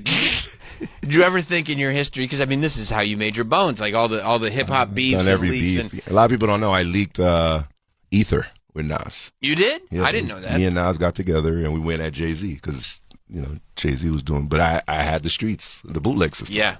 So that's wild. A lot of people don't know. That's wild. 50 Cent dissed everybody, so. Yeah, 50 Cent dissed everybody. But now you're at the point where a diss track is getting Record of the Year at the Grammy Awards. That's crazy. And performing halftime at the Super Bowl. I got 400 million streams off of that push-up song. Wow. So 400 million idiots heard, "Ooh, kid," and don't know what the hell's going on. Stupid ass kids is like, "The fuck is this shit in the front of this shit for? Why is this there?" But Drake respects the nostalgic beginnings, and he was obviously a G-Unit mixtape fan. Sure. So he just brought that whole shit back, and then I did get him the spinner in the music video. I had to get that made. I got that made in a week. Really? Shout out to Johnny Dang. Johnny Dang put that together. That's a different person than made the Blue Watch? No, my shit is official. I got a real white guy did it. Johnny Dang's the one, the Asian guy with the fucked up crazy teeth in his mouth. I understand. You just needed it quick. When you need it quick, he's the guy. Yeah, he I did. understand. He did a world record, 2 days. Did that piece. Wow. Yeah, for Drake's music video. Wow, and still fucked up teeth. And the thing is, Drake was in Houston. He lives in That's too bad. He just caught me off guard with this. Yeah, he slipped that right in. I was like, because you had said, I don't know the joke. I've always been involved. I get kidnapped. I get thrown in the car while they're robbing the bank. That's you. Like, yo, they're robbing the bank. I didn't even know that. What is going on? They were just driving. Why did they do that? And then I get involved. I'm in the middle, but everybody knows that. I like good music. I'm not choosing sides. You're always an accessory, though. Yeah. You're always an accessory, too. You're never the criminal. But think about it. I'm 54, and he used my drop. That's wild. That tells you that guy that called earlier about me being the statesman, if that's not proof, why would Drake call me while I'm on a yacht? Not on a yacht. I'm on a cruise ship thinking about pushing my ex-wife off that shit. Oh, shit. Because that's the easiest way to get away with fucking murder. It is, except... I got that from my lawyer, because once you fall off, that's it. You're saying it's the law of the sea. It's oceanic law. Maritime law. You just gave a million No, people some ideas right now. Take your fucking ex-wife on a fucking cruise ship. But here's the problem. Push that bitch off. Here's the problem, okay? There's one problem. Go ahead.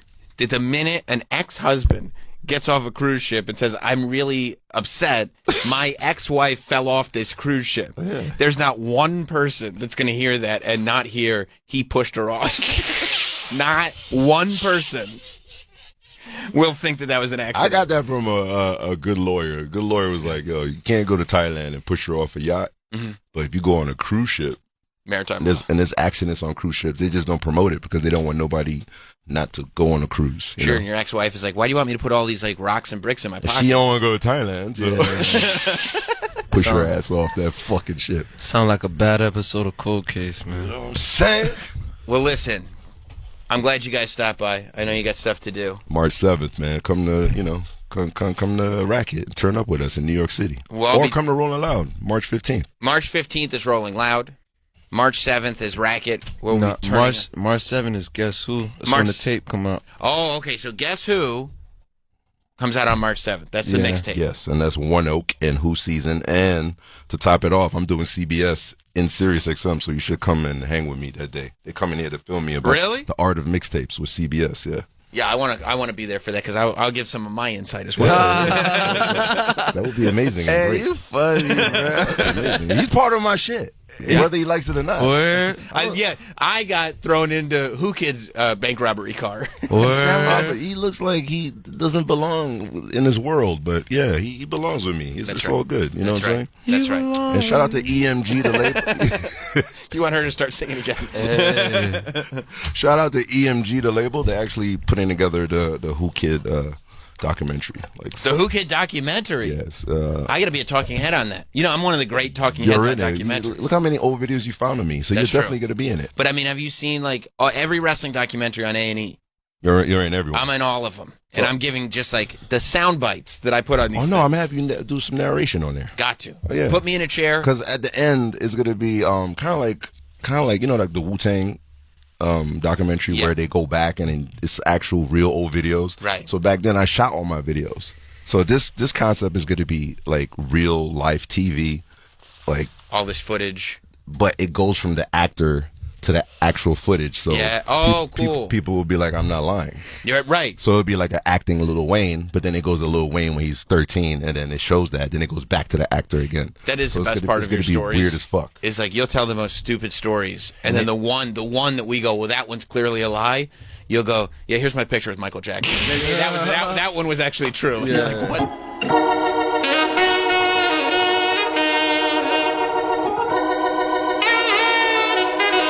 We will be right back with Sam Roberts Show.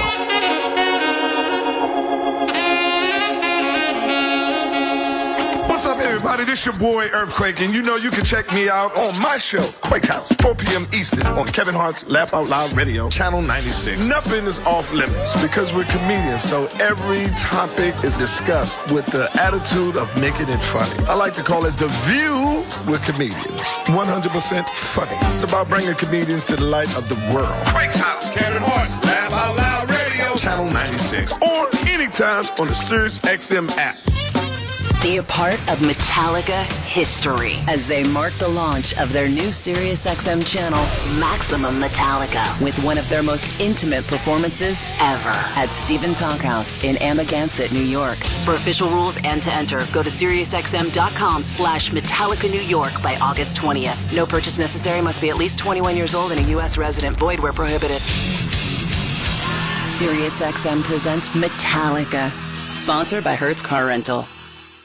Paid non-attorney spokesman. An important message for victims of asbestos exposure, even if you smoked. If you or a loved one were diagnosed with mesothelioma or lung cancer from exposure to asbestos, call the Victims Justice Group now. You may be entitled to a portion of the $30 billion in court-ordered trust fund money that has been set aside for mesothelioma or lung cancer patients and their families. Asbestos can be found at job sites and factories, and many workers were unknowingly exposed to dangerous asbestos fibers from the 1950s through the 1980s. The attorneys and staff working with the Victims Justice Group have decades of experience and fully understand the complexities of filing a claim to get you the maximum payment for your pain and suffering. If you or someone you love was diagnosed with mesothelioma or lung cancer, even if you smoked, call now for a free consultation and get the help and financial compensation you deserve. Call our asbestos exposure helpline now at 1-800-732-3097. That's 1-800-732-3097. Are you facing an unexpected financial emergency? You need WeFixMoney.com. WeFixMoney.com could help you get up to $5,000 fast. WeFixMoney.com is free to use, available 24/7, and has an A rating with the Better Business Bureau. Go to the name you trust, WeFixMoney.com. If you need emergency cash up to $5,000 for bills or anything else, type WeFixMoney.com directly in your browser. That's WeFixMoney.com. WeFixMoney.com.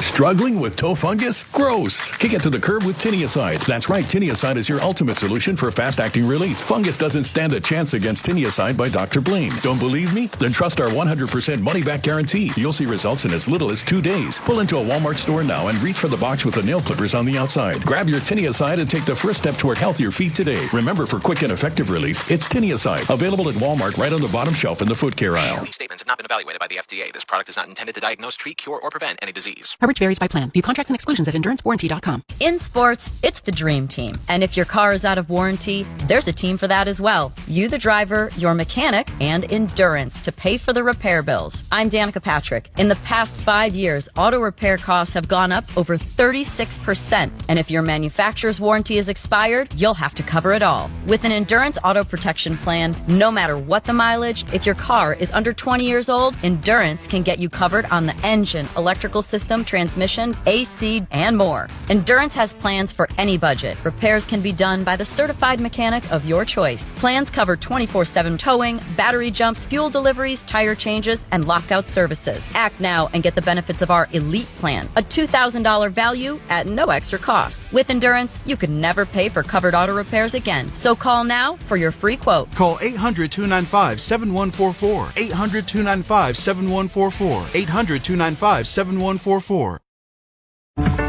You're driving. They're honking. You're driving. They're screaming. You're driving. Change your mood. With SiriusXM Comedy, they're honking.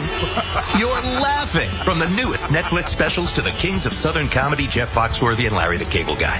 From uncensored Kevin Hart to clean comedy to quiet them kids, SiriusXM Comedy has it all. Channel 93 to 99 on your SiriusXM radio and on the SiriusXM app. Alex Below's season for the ages continues. Incredible! As he looks to move one step closer to matching the single-season wins record in Milwaukee. Sunday at 2 Eastern on Fox. Welcome to the fastest racing on Earth.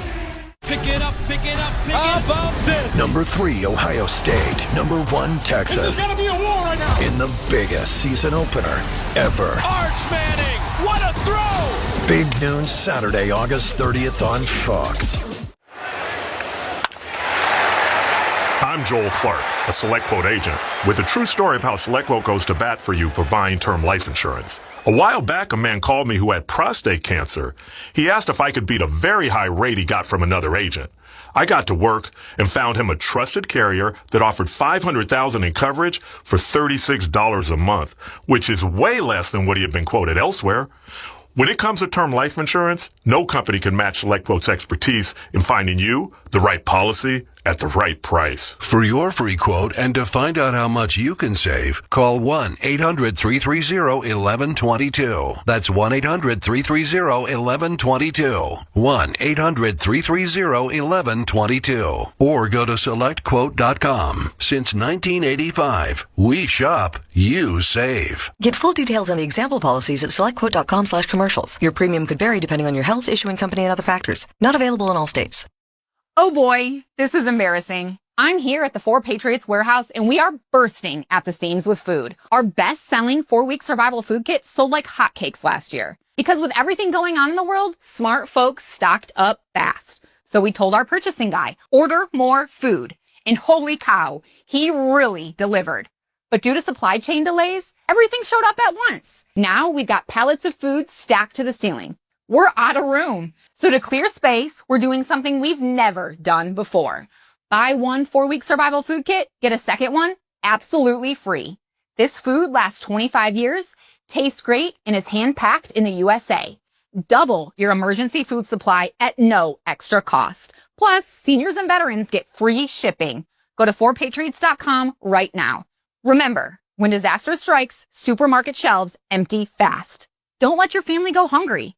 4patriots.com before the steal disappears forever. At Club Champion, the fitters are true masters of their craft. They undergo weeks of intense training before ever stepping into the fitting bay, ensuring every golfer gets a precise, personalized, and unmatched fitting experience. With over 65 brands at their fingertips, these experts help golfers of all levels unlock their potential. Better clubs mean better golf, and no one does custom fitting like Club Champion. Book your fitting today at clubchampion.com. WeFixMoney.com.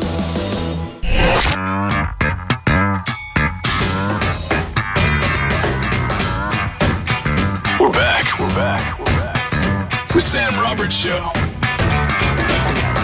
Now, Danielle, we know you love Wendy, but I had heard that we were cooking up something for you. Yeah. Is that true? Yeah. Always in the kitchen. We're always in the kitchen. We're always cooking. And I was telling Travis, I said, yeah, this Danielle, she seems to love everything. Travis told me, no, that's not true. Mm-hmm. That's not true. And they tell me that we have a segment. Is that right? Mike, is there production and everything? I see. There is. You're standing at attention. You're standing ready to go. Ought I play the production? You ought. You ought. You ought. Here it comes. It's time for Totally Bothered with intern Danielle. Oh, wow. Totally bothered. Totally bothered.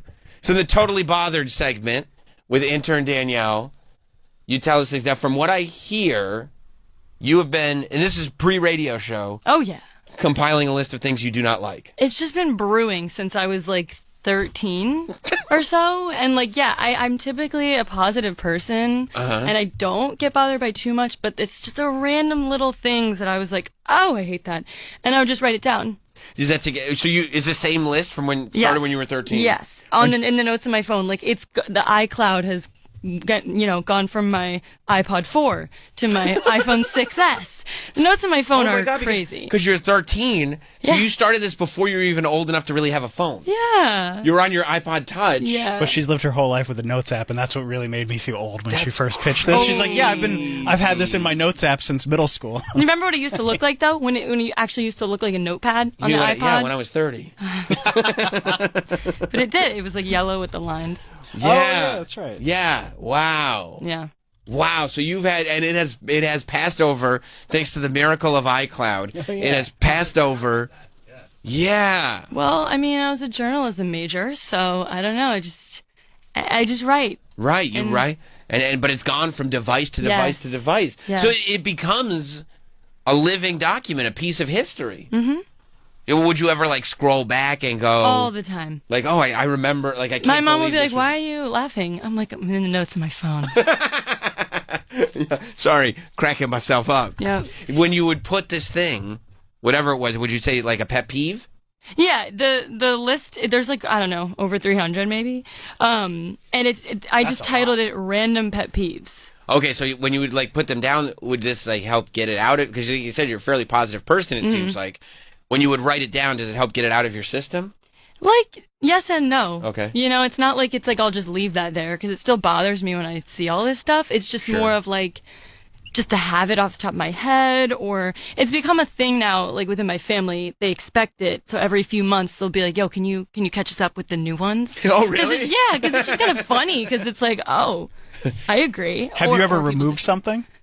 Well, yes, actually, recently I've gone back and reread certain things, and I'm like, oh, I do that now. You're like, no, actually, that's cool. Yeah, like it was something that maybe bothered me maybe 4 years ago, and I'm like, oh. Now I do that. Yeah, I was like, that doesn't bother me. But maybe I do keep it there just because it's like.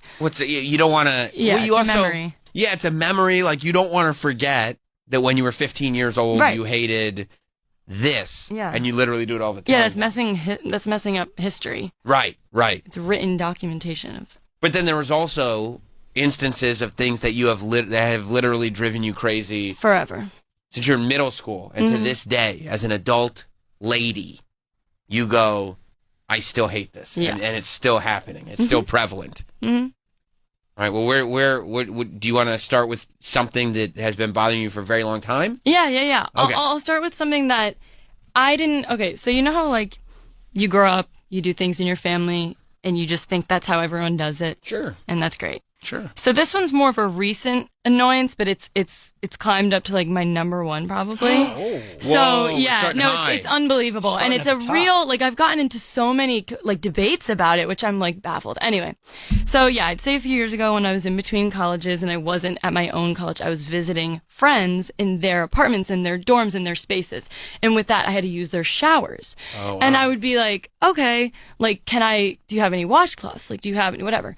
And they'd be like, what do you mean? And I was like, for my shower, like I need to use it to clean. They're like, you're gonna put that in the shower? Like, what do you just use the soap? And I'm like, with my hands. So one of my pet peeves is the fact that people don't use any sort of utensil or instrument to wash themselves and think that that's getting them a good clean and think that that's normal. So like rubbing the soap on your hands. That's Troy's nothing. Troy's nodding his head. I'm literally baffled. Like, you're grimy. You need to get you need to like scrub. at least maybe an exfoliator. I was thinking a loofah. Loofah's good. I know Bill O'Reilly always loved loofahs.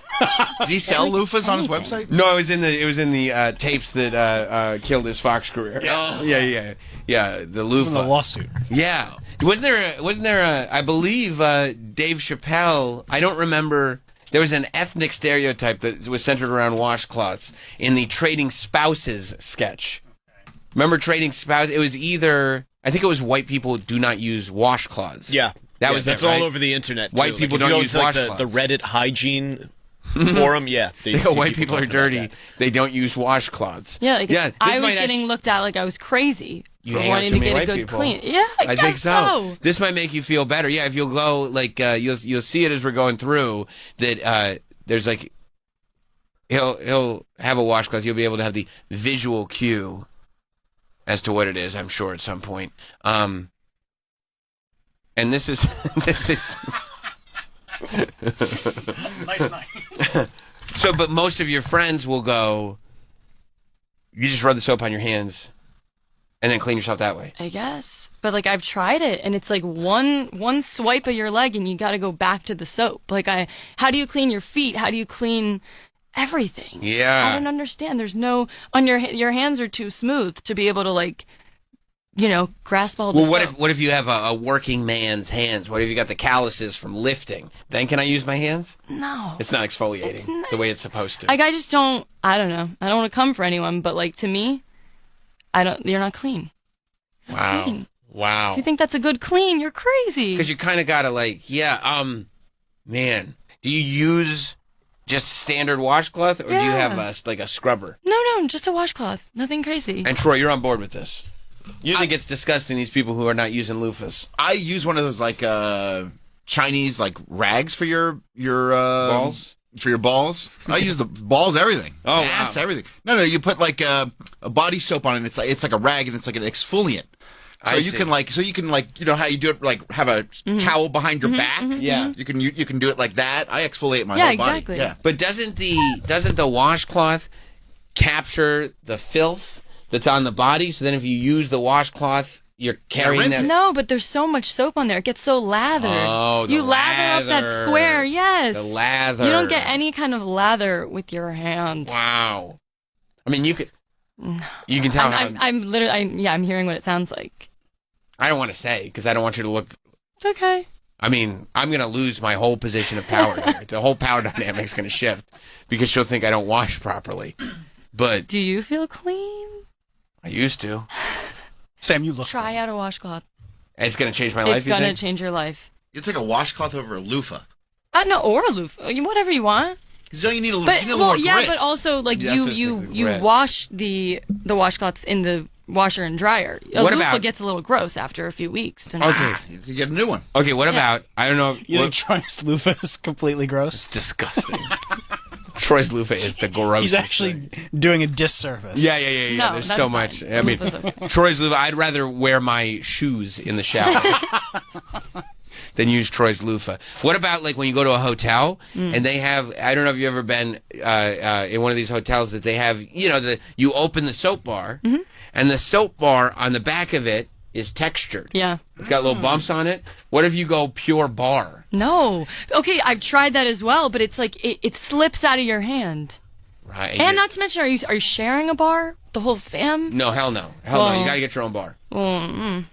You could use one bar for the whole family. But doesn't a texture? But you need your own washcloth. You can't share a washcloth. You have so many. There's over 30. Anytime we do a wash, you have 30 washcloths in your house? Probably. That's sick. How many of you are there? Doesn't everyone? 2. No. I mean, there used to be 5. Now there's 3. Okay. But we have all. That's still 10 washcloths a person. We go through a lot. You should. Yeah. If you're using them that way properly, but with the texture on the back of the soap, it's not enough to like get a scrub in. If you go pure bar on skin, not even hand. Because it's like, are you getting the bar in between all your toes? Are you getting the bar like in? You know what I mean? Damn, you're clean like that, huh? Yeah. I feel like well, that's what you do with the washcloth. You do the foot clean. She's in between the toes. Man, I never even thought of that. Washcloth makes it easy. I thought like when the soap just kind of runs off. That's good. Once that water hits your feet, it's like got the feet too. Yeah, I think you just run the bar over your body. Like you're not fully clean till your zest fully clean. They're not putting it on a rag. That's a good point. That's a good point too. It's just the bar. That's a great point. No, I but don't. I grew up knowing. No, I mean, do whatever you want. But I don't care. What's a true clean? Exfoliate. You need an exfoliant. You mean to tell me when you use the bar, it doesn't slip out of your hands? No, I got this. I got a hell of a grip. You'd be impressed. Sam was in prison. He knows how to hold on to Yeah, exactly. That's the first thing they teach us. I walked into prison, practiced my grip, and punched the biggest guy I could find in the face. Right in the cocksucker. Right in his cocksucker. Nobody bothered me for the rest of it. I started a whole business selling people soups. It was great. And honey buns. Mark in Wisconsin. What's up, Mark? Yeah, 100%. You could just scrub your body with the. I don't know why you're not holding on to soap. I think that's why guys in prison have problems. But if you. That's true. Yeah, if you just scrub your body with the soap, you get a good lather all over. You get nice and clean. I mean, I don't know. Loofah and body wash is better, but I don't smell bad. Right. He's saying like pure soap bar to skin. But the scrub level can't even compare to the lather from a washcloth. Because you are, I guess, with the washcloth or loofah in Troy's case, you are getting off that dead skin kind of, right? You want that off. You're reaching everything. You're reaching your back. Oh, your back. Yeah. And it's relaxed. You get in between the fingers, too? I mean, duh. Wow. Holding on to the washcloth. Wow. Let's give it a try. Matt in Queensbury. Hey, what's going on? There's a great clip of Tom Segura talking to his wife about how he just discovered the wonderful use of a washcloth. If you look it up, it's pretty good. It's about a 45-second clip. All right, see if you can find Tom Segura discovering a washcloth for the first time in his life. A lot of computer issues there. Yeah, right? wow. Something's off. Some are regular, some are just operator error. I mean, computer works fine. The phone computer works fine all of a sudden. It wasn't working before. If you say so. And I'm having Dropbox issues. Great. I'd like to put that out there. Danielle, Dropbox issues? No, not for me today. That camera has dropped for some reason. The camera has Dropbox issues. I'm on the horn here with Hot Dog trying to figure this out. Because the camera has Dropbox issues. We are looking to blame every piece of equipment. Well, look at this. I started this in the commercial. Look. You're like Puma. I don't know. Why am I? You know why you're doing Dropbox, not me? I'm not worried about Dropbox. I don't know anything about Dropbox. You do Dropbox. Just I don't want to think about it. Cameras having Dropbox. That's my pet peeve. When people come to me with stuff I don't need to worry about. I got enough to worry about. When people are like, oh, look at this Dropbox. Why would I look at a Dropbox? I don't need to worry about it. My plate's full. My plate's so full, and they think they should put more on. Write it down. Yeah, I will. I'll put it in my notes app. All right. So, do you think we'll all change our tune? I'm going to tell you the truth. Give it a try. I don't use a washcloth. I'll bring you one. Really? Yeah, that's how strongly I feel about this stuff. Wow. Not used. New. Okay. Okay, thank you. They're really cheap at Target. Okay. I mean, I would hope so. You have 30 of them. Maybe you're living like that. I don't know. Okay, yeah, I mean, look, here's Tom Segura. I, through the course of my own discovery of like what they're like and what they do, and my investigation into washcloths, I started using washcloths for like my asshole. Wait, this is a YMH exclusive. I'm your spouse and I don't even know this. Yeah. What are you talking about? In the shower? Yeah, in the shower. Yeah, because I was like, oh, it really does help clean your asshole. So you've been taking in. By the way, I use those for my face. Yeah, I use them on my asshole. This is what I take my makeup off with. Yeah, I use it for my asshole. Oh, cool. Yeah. Wow. Because it really clean. Because what happens is you pull it up and it's all brown, and then you just kind of rinse it, and then you do it again, and then when it finally is white, yeah, you're good. Christina P is actually looking at him like she wants to like keep rolling with the jokes, but she's like, no, I really use those for my face. I didn't even think about that. It's got to be a dream for the butthole, and really like double, triple checking that it's good. Is that what you like to? I like getting in there with grit. Right. Really cleaning it out. And then that's when I climb into bed and I just feel clean. How confident do you feel? Like $1 million. Wow. Wow. Toots is rubbing against you. Oh, yeah. Yeah. Life is good. Oh, meow, meow, you're so clean. No washcloth, Travis, for you. I used to. You know what? And I don't know why I stopped. Because you're a man. I used to do a loofah like Troy. Really? Yeah. And I'm just thinking about this now. Like, I don't know at what point I stopped and why. Well, I mean, that's sometimes like, I think a lot of men are like this. If the loofah just disappeared from the shower one day, then, well, that would be showering it. this way now. That would be it. Yeah. Yeah. Like, I don't know. Like, I find out what products I'll be using. When they're in there? Yeah, once the shower's on, I'm already, I'm already rinsed. I'm already soaking. And I go, okay, what kind of soap are we using? What kind of shampoo do we got? You got to go into the Chinese supermarkets or the Asian supermarkets. They're in Korean ones too. And get it's like a rag, but it's got grit on it. And you can clean everything really good. Behind your back. Taint? You could you know how you take a towel and underneath your legs and move it back and forth? Yeah, of course. Yeah. You can do that with that. Wow. Will you show us? You want to take some video? Yeah. Sure. Well, bring in a towel maybe on Monday because I don't know. I don't shower together. I don't get it. I'll bring you guys. Should I go buy you guys one? You bring us washcloths. For sure. You bring us Asian towels. Can I expense it? Yeah, of course. Yeah. Okay. McClure won't know. I'll get you this week. He doesn't listen. Mike, washcloths? I'm a loofah guy. You are a loofah. Love the loofah. I thought you were going to go bare bones military. No, that doesn't surprise me at all. Mike takes care of his body. Yeah, and it feels so good. So you exfoliate everything. Yeah. Like, I get fucking excited when I start adding the body wash to the loofah. Yes. And lathering it up because I know what's coming. You use a body wash too. You can't use a bar soap with loofah. No. I mean, you could, but you could, it's but it'd not be a pain in the ass. Yeah. Right. Use a bar soap?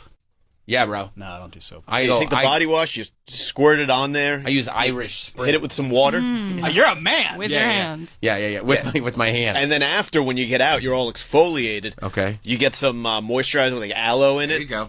I do use body lotion every day. Do a complete moisturizing. Feels nice. It Mike's does. excited. Yeah. I just mean, find it that I sounds cool when waste he a says lot when I use my hands. Like when I've had to use my hands in the shower with a body wash, it would be squirt some out, use it. Oh, I'm already squirt some out. Whereas it's little, just a tiny bit in the And then you- washcloth. Get the whole. You just. All right, Mike, can you bring us whole- loofahs then? Ooh. I mean, I'd like everybody to bring You this. could bring in your soap. We can probably get a loofah right now from downstairs. This is like the reverse of Oprah's favorite things. Like, all of you guys bring your favorite things, just give them to me. Sam's using this segment to just get new things. Can I get all the things that you like, but you guys buy them new for me? And you'll bring us some Irish Spring. And anybody want So a I didn't even know that was still around. Yeah. I use the Irish Spring body wash. You got a body wash? Oh, it's great. No, I got a green bar. What day are we doing this group shower day? Monday. Group shower. I would love group shower. Yeah, and are we going multi-heads, or are we all squeezing together? No, squeezing together. Okay. They got a shower upstairs. That's right. Do they really? The executive shower. They used to, yeah. Yeah, jump in the executive shower. Dennis Falcone used to brag about sneaking in there early in the morning before the executives came in. Yep. You would sneak in there. I went in and rubbed one out. Yeah. I don't know why he doesn't work here anymore. No, me neither. It's a big loss. Water bill is better, though. Okay, so I guess that's a founded... Yeah. That's a founded Totally Bothered. Yeah. Yeah. What else is there? And that's a new addition to the list. Well, in the But last 4 years, but yeah. Oh, wow. No, it's a she said it's a new number one. Oh, but it's accelerated. Yes. Because there keep being instances of people being like, who needs washcloths? And you're like, the world. Yeah, like when I was 13, I didn't know that people were showering using their hands.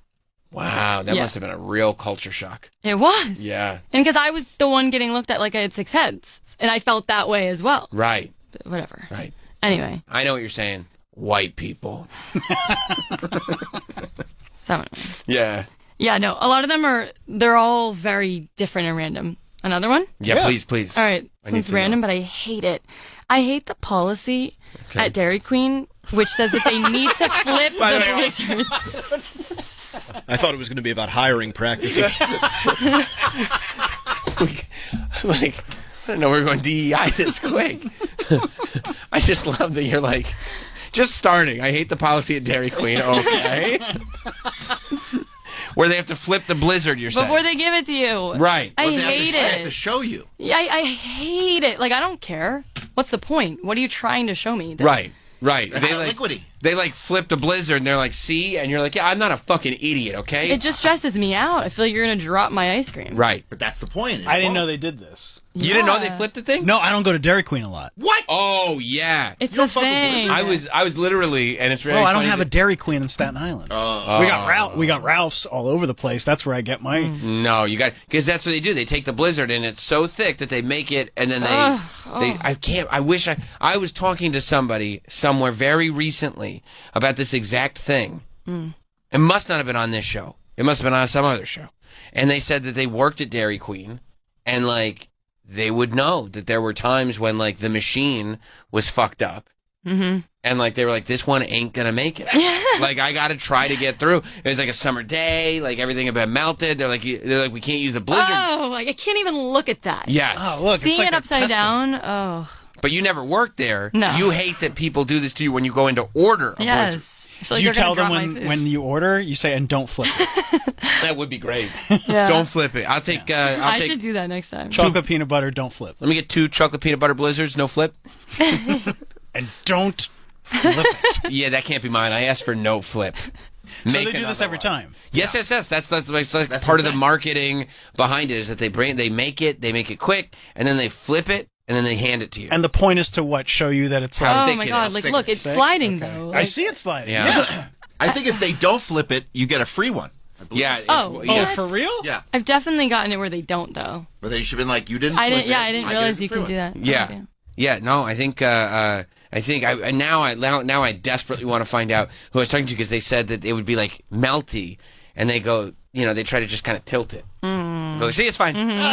Because they know it's all watery and shit. It's Oh, not, then I'd be like, flip it. no. That's I not a full believe that one's on the house, if I'm not mistaken.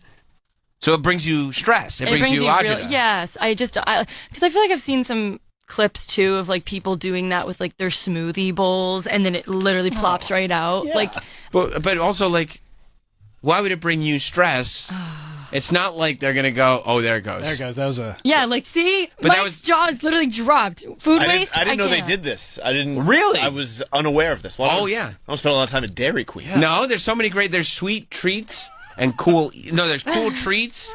And sweet eats? No. Is it like heated? Hot eats and cool treats. Hot eats and cool treats. Yeah, I don't Dairy Queen. Oh, No, Dairy I Queen's the would. best. Trust I only me. Blizzard, but And I would go for the hot eats.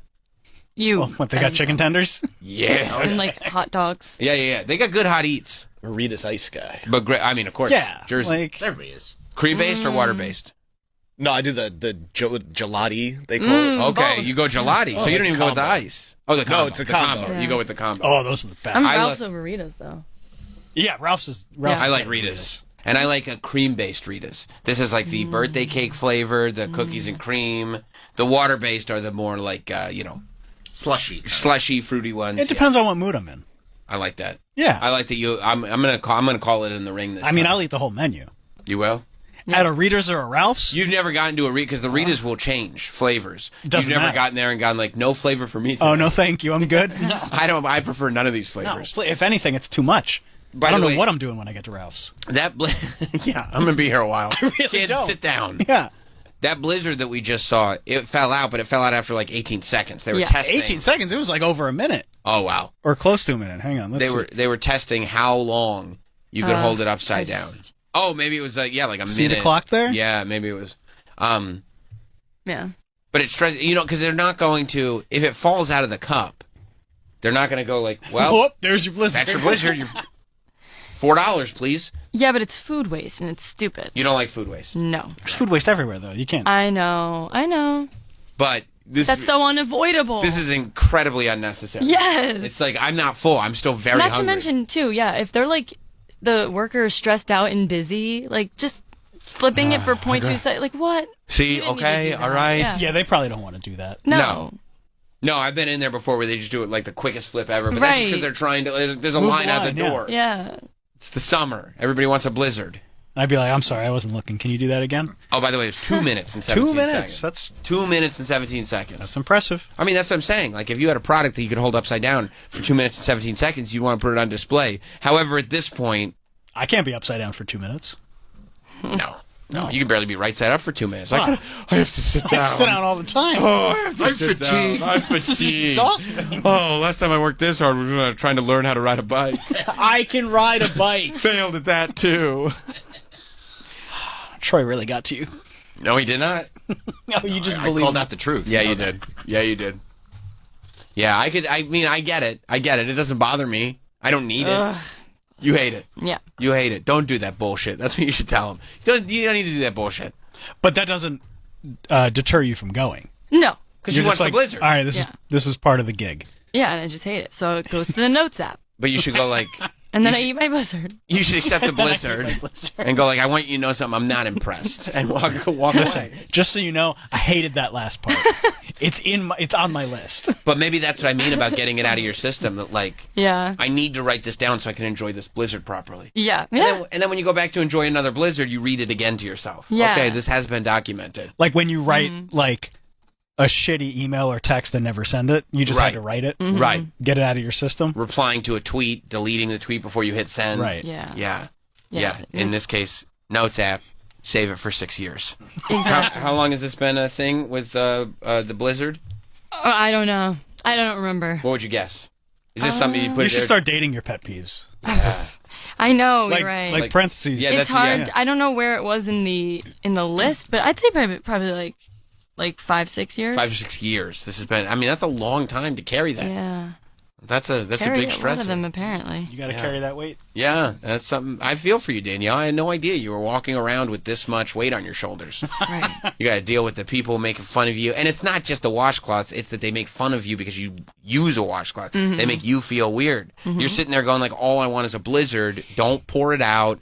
Don't do a trick. Like, please give me the Blizzard." And everyone's like, "Don't you love it? They make them upside down. It's so fun." You're like, "This isn't fun at all." You know what's fun? Eating a Blizzard. Yeah. Yeah. And, I mean, it is impressive, though, that they do it with the toppings, and the Blizzard is so thick. Oh, they do it with the toppings 100%. too. They Well, that's what a Blizzard is. Right. Oh, right. Of They course. capture the toppings in the Blizzard, and none of the toppings. So it's like nothing falls. You don't even lose a mini Reese's. I like a McFlurry. But they don't even mix those at all. No, they don't. It's And the kind of machines shitty. never work. Yeah, yeah, they're always out, right? Yeah. yeah. Yeah. Man. And they don't pump them upside down either. Soft serve's so good. Soft serve rules. Soft serve's not on your list, is it? No. Okay, good. Not a pet peeve. Oh God. Soft serve ice cream. Troy, you like if the you soft ain't, serve? if you Soft serve. if you ain't hard scooping, you ain't for me. Soft serve's good, right? Oh, yeah. How about the ice cream sandwiches with the soft serve? Oh, You mean like a Chiclets. What are that, flying saucers flying from saucer? Carvel?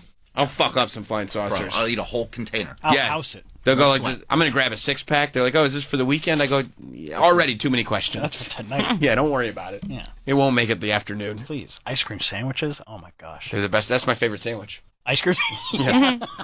100%. It goes ice cream sandwich, BLT. Ice cream sandwich, BLT, chicken cheesesteak. 100%. What's another? Wait, one more. All right. Yeah, I want one more. I want Okay. one more totally bothered. I also have my things that I love that don't bother me.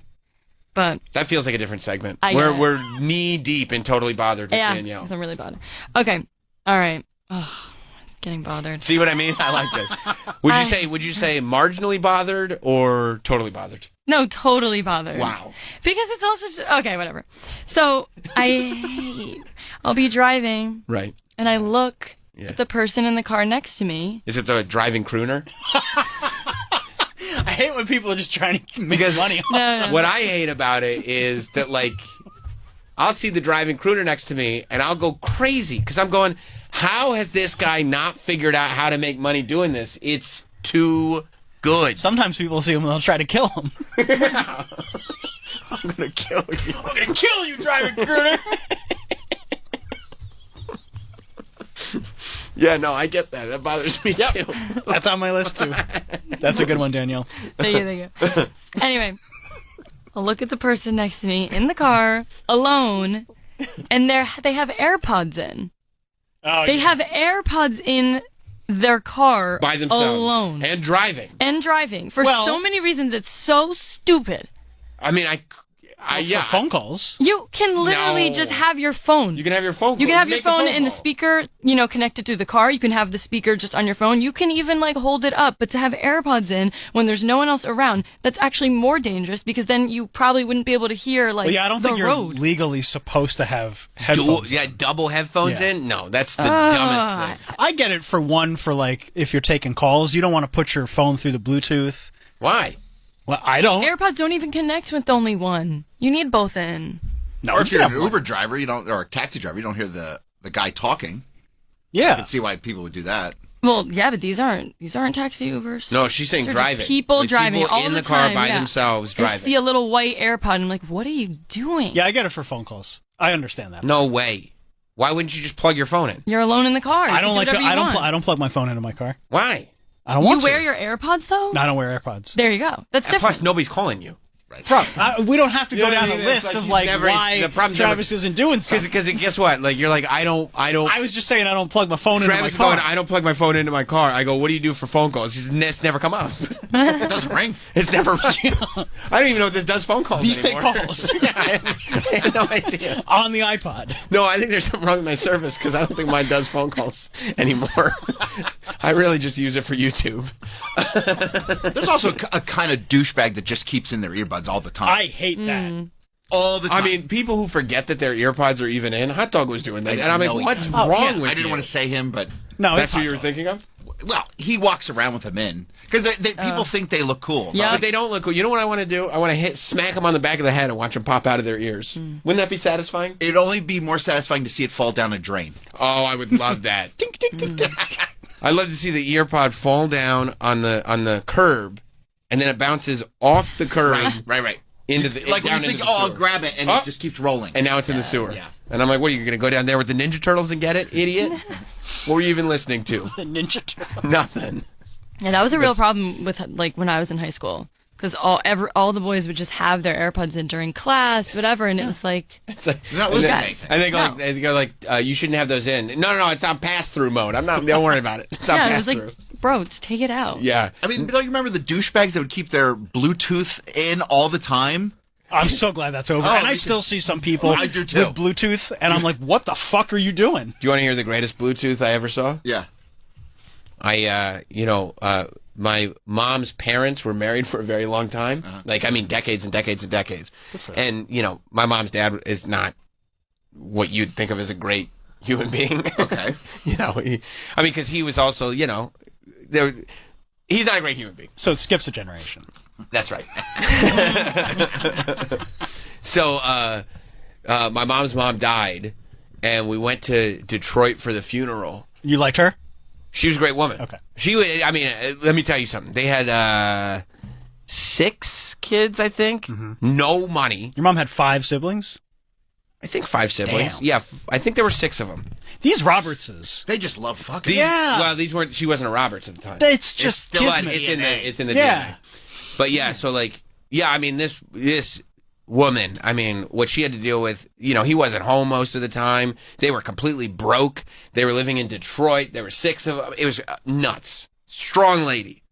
She passes away after a bout with dementia. We get to the funeral. I look across the way. And this was, we called him Papa. I was an adult, this was like 10 years ago. Sure.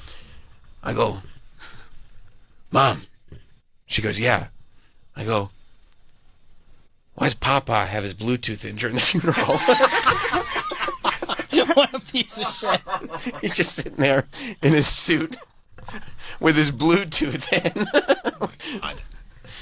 This is, of course, the same instance where with the Bluetooth still in, we then went to bury this amazing woman. With the Bluetooth still in. Bluetooth is still in, and I see him, and he's talking to my mom's sister, and in the distance, and I go, oh man, maybe Papa actually has a heart after all these years.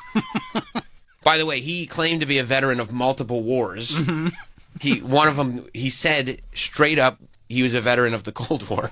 Okay. He said it without... Weren't we all? Yeah. So he's sitting there with his Bluetooth in. I served in the Cold War. He said he did. And he was like, yes, I did. So he's sitting there with his Bluetooth in, and he's talking to my mom's sister, and I go, oh, man, maybe this guy actually has a heart. And then I see my mom's sister, like, walk away, and she looks at my mom, and she does this eye roll that's the exact same eye roll that my mom does, where she's like, ah. And my mom walks over to her sister, and then she does the same eye roll. And I go, Mom, what happened? And she went, you know, they have 2 grave sites next to each other. And she was like, Papa was looking at Mom's gravesite and said he doesn't think there's room for both of them there. I was wondering if he should get a different one for himself. Maybe another time. Think about. I was like, wait, like, you know, I don't think there's going to be room for both of us. Put her in this. I think I want a different one. I'll go over there. Yeah, like what the fuck. But that's the type of person, who puts earbuds in when they're in the car driving by themselves. Like this isn't. I remember, you know, 15, 20 years ago, when they started doing the hands-free device, where you'd have the wired one earbud so that you could make phone calls without holding the phone because they wanted to not have people holding their phones, which is fine. But the fact that, like, either put it on speaker and hold it, plug it in, even if you don't want to use the Bluetooth. If it's your car, plug it in, or whatever. But I'm putting 2 AirPods in. It could be dangerous. You're driving. You have to hear the road. Someone's beeping. If there's an ambulance, whatever. Right. And they're like, I what? would feel weird if I knew that like my ears were kind of blocked. And what do they cost? $120? Nobody's impressed. No. You know what I mean? Yeah. Nobody's impressed. It's not a flex. It's not a flex. Take them out. Take them out. I'm with you. Thank you. I'm with you on that. I mean, I'm not mad at Dairy Queen for flipping blizzards. I'm going to be 100% honest. I'm not mad at them for that. I'm not like a fan. I'm not like, hey, more flipping. But like, you're not thinking twice about it. Not thinking twice. You don't feel either which way. I don't. I believe them that it was thick. I believe them. They didn't have to prove it to me. But also, I'm not like, stop fucking doing that. You know, throughout the years, I've learned that I'm unreasonably more bothered than most people at random things. But and the washcloth thing, I'm willing to try. Yes. Good. Well, I think you're just excited that you're getting a lot of different options now. I'm willing to try as long as you guys all bring in your favorite things for me for free, brand new, preferably in package. Monday. Yeah. Okay, great. We'll expense them all. Well, thank you. I mean, Danielle, I can't wait to see. I'm Just assuming scratched the surface. We've barely scratched the surface on this. Oh yeah. There's more than 3? Oh. 300. 300. All right. Well, we're going to keep. And by the way, going forward, if you guys are listening, every now and then you want to call in and just say, hey, Danielle, what else is on that list? Hit me with a peeve. Yeah.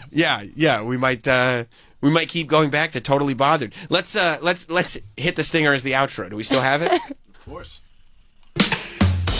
It's time for Totally Bothered with intern Danielle. There it was. We did it. Totally Bothered with intern Danielle. I say home run out of the park. And you know what bothers me?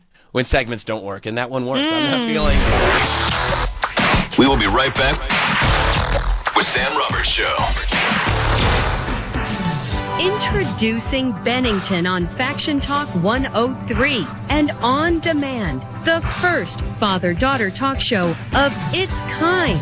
Ron's the father, Gail's the daughter. Imagine the look on your loved ones' faces when a satellite beams the Bennington's voices directly to your mind. So don't delay. Listen to Bennington now on Faction Talk 103 and on demand on the Sirius XM app. Summer 2025's not over yet. Keep the fun alive on Good Vibrations, the Beach Boys channel. Sun-soaked songs and the stories behind them. There was this whole thing going on in Southern California. Good Vibrations, the Beach Boys channel. Arrives August 22nd, Channel 79, and on the Sirius XM app.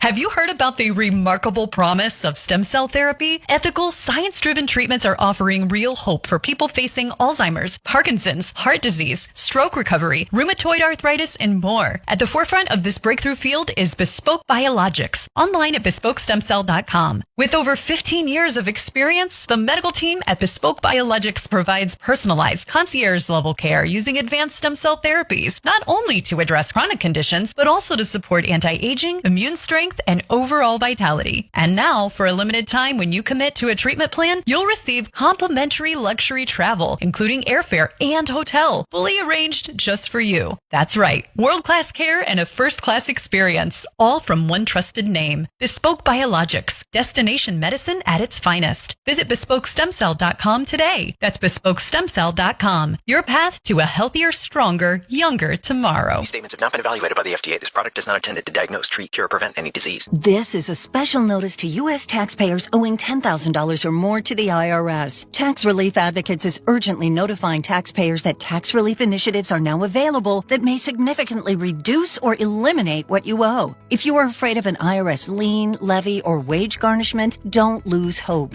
You can now take advantage of these current relief programs to end all collections, reduce the amount you owe, and resolve your tax problem. Even if you have years of unfiled tax returns or already in a payment plan, you may still qualify for significant relief. Struggling taxpayers can now get the relief they need during these hard economic times. A hotline has been established by Tax Relief Advocates for you to call and see what you qualify for. They're A+ rated with the BBB and have over 1,000 5-star reviews. Don't wait. Call 800-575-7049. 800-575-7049. That's 800-575-7049. Or simply visit TRA.com. Do you have a luxury watch you no longer wear or want? Why not sell it for cash you could use now? Worthy is a selling partner you can trust to get you the best value for brands like Rolex, Patek Philippe, Audemars Piguet, and more. With thousands of 5-star reviews and features in publications like the New York Times and Forbes, Worthy has already helped 80,000 clients get the most for their watches, diamonds, and jewelry. With our secure online auction, Worthy will help you sell your luxury watch fast with zero risk. You're in complete control, and once your watch sells, payment is fast. If it doesn't sell, we return it to you for free. No strings attached. At Worthy, we succeed when you do, because we share the same goal, to maximize your earnings. Why settle for less when you can get more? And now, for a limited time, Worthy is cutting fees in half for SiriusXM listeners. Get 50% off your success fee when you go to worthy.com/50. That's worthy.com/50. SiriusXM Channel 103. Faction Talk. Fuel your fandom when you listen to live sports on the SiriusXM app. Swung on and driven. High and deep and Hear the games you just can't miss. That was one of the craziest college football games. And get closer to the teams you love wherever you are. The field goal is good! Yeah! How good is that? That's good. That's incredibly good. Live sports. Live on the SiriusXM app. You gotta love sports! Hi, I'm Chuck McDowell, and no, this isn't a timeshare cancellation ad. I'm here to help you break free from your overpriced mobile carrier with Red Pocket Mobile. Did you know the average American wireless bill is $140 a month? At Red Pocket, plans start at just $10 a month for unlimited talk, text, and data with absolutely no games and no price increases ever. But it gets even better. Red Pocket gives you your choice of all 3 major mobile networks for the very best 5G coverage anywhere you are. And you get to keep your phone and number. At Red Pocket Mobile, you don't have to settle. I don't see how anyone could say no to getting one low, locked-in price and 3 5G networks. Red Pocket Mobile, your new ultimate cell carrier. Switch and get 1 locked-in low price, 3 5G networks, and live customer care in 2 minutes. Go to redpocket.com. That's redpocket.com, redpocket.com. This is an ad by BetterHelp. Look, sometimes reading that comment section is not good. There's so much going on the internet. Take a minute. The kids say touch grass, but sometimes it's a lot more than that. With the internet and information overload about mental health and wellness, it can be a struggle to know what's true. Talk to a professional. BetterHelp is there to hook you up. Over 30,000 therapists. It's the world's largest online therapy platform, having served over 5 million people globally. And it works with an average rating of 4.9 out of 5 for a live session, based on over 1.7 million client reviews. It's amazing, and it's convenient. Join a session with a therapist at the click of a button, helping you fit therapy into your busy life. Plus, switch therapists anytime. As the largest online therapy provider in the world, BetterHelp can provide access to mental health professionals with a diverse variety of expertise. Talk it out with BetterHelp. Our listeners are going to get 10% off their first month at BetterHelp.com/Teft. That's BetterHelp.com/TEFFT. Attention! Have you racked up $10,000 or more in credit card debt? Are you barely getting by making minimum payments? With credit card debt reaching all-time highs, National Debt Relief is notifying consumers about significant debt relief options currently being made available to help those with overwhelming credit card debt. These options may reduce a large portion of credit card debt for those who qualify.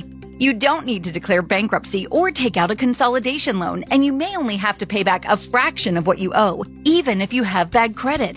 National Debt Relief has already reduced the credit card debt for more than 550,000 consumers, so don't wait. If you owe $10,000, $20,000, or even $100,000 in credit card debt, you can now take advantage of this financial debt relief as the cost of living continues to skyrocket. To check what debt reduction you may qualify for, call 800-222-5585. 800-222-5585. Again, that's 800- late in life to be like, adults can make friends too. Well, I've been so against that. Like even with like my people. I've got my people. I've known all my best friends. We've been talking every day since we were 10 years old. Right. And it also just so happens that several of them have gone like insane in the past 12 months. Mm-hmm. And I mean that, like, in terms of, like, institutionalized, spiraling off into God knows what. There's just a lot of problems in my close, immediate friend group. So, are these, like, specifically the comedians? No, not humans. The humans. Wow. Yeah, so I'm not even putting it out there. I'm just saying there's a lot of, I want to write, like, a movie. You know how Judd Apatow had This Is 40? Yeah. I want, like, This Is Really 40, and it's about how, like, a 40-year-old went off of their SSRIs and are, like, completely spiraling, and their family is wondering what's going on, and child services gets involved, and it's like, this is really 40. This is what 40 actually is for normal people. Yeah. LA seems nice. Yeah. Oh, your house is too big? Don't eat that cupcake. Yeah. Oh, God, that movie fucking... I remember liking it. It's nice. And now I'm turning 40 in a month, and I'm like, that's not even... What are we doing? Well, I feel like it's a complicated time for you right now. I mean, the Mike Cannon journey has been a great one so far. Yeah. And I feel like we are in the midst of a complicated one. I will tell you this. I saw Mike last night, and we haven't really talked about it. I did Story Wars last night, the Luis J. Gomez, Big J. Okerson podcast. What a fun time. It was so fun. The panel was myself, Mike Cannon, and Cypher Sounds. Yeah. We had a great time. I don't know when the podcast comes out. I'm assuming next week. But, yeah, I think so. I think it's pretty quick. Yeah. Yeah, but I can't wait for you guys to hear it and listen to it. It was really fun. I'm so impressed by you, man. You got to get on a reality show or something, because your immediate gamesmanship and your knowledge of the game, and like Lewis is like, Mike Cannon, returning guest, he'll know what's going on. I wrote like epitaphs for my stories. Like, well, two things. So first of all, I can't believe that it actually worked, because I go, okay, if I'm going to do this show, I'm going to take this show seriously. Okay. So I went and like, I was like, because I'm also not a stand-up. So I felt like the pressure's on me to be like, because when people are like, why the fuck is Sam on this show? Sure. I'm also like, that's a valid question. I'm not discounting that at all, okay? So, like, I felt like, okay, I need to be on this show if I'm going to be on this show. Yeah. So I go, okay, I need to understand how this game works. And so I went back, watched old shows. I go, okay. I watched some of the key players doing well. I go, oh, okay, I see what they're doing. Also, at the same time, as I talked about earlier this week, I've been watching The Traitors on Peacock. Oh, nice. And it's so fucking good. No kidding. But they have every single episode, they have round table elimination style, and it's not competition-based elimination. It's just like people politicking and manipulating. Gotcha. And so I go, oh, I got to learn this show and then do it like The Traitors. Yeah. You know what I mean? That's actually, now that I think of it, it's kind of what you've done here. Well, is you've managed all the way to come from the under the rock intern. You lift it up. Oh, there he is. And out of nowhere, years later, who reigns supreme as king of the shit? Right. And it's like, what? This is just normal, right? This is just how it goes. I do love the prevailing theory that this is all a 20-year plan. Like I mean, I couldn't have done, like, for 20 years, I was so sure that this would work. I just pushed it all. And by the way, had 3 kids. So it's not like I've got nothing to lose. No. Just like put it all on black. Yeah. I'm positive that's where it's going to land. I think people now sometimes, like, dreams coming true used to be like inspirational for people, and now it's like a point of resentment. Yeah. If they see your dream come true, people are like, I don't like your What a conniving piece of satisfaction. shit. What a conniving. You know why? It's because he's a bad person. Yes. yeah. Only bad people get rewarded. Yeah. And nobody like takes into account.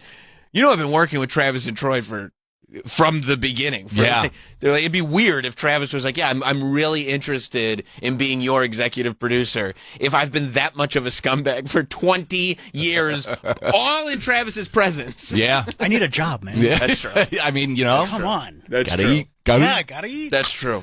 But Sam's always been like this. I mean, we were just talking about, Michelle Trachtenberg, rest in peace. R.I.P. R.I.P. When you were on Figure It Out with her. I won that shit. You won that shit. Figure It Out.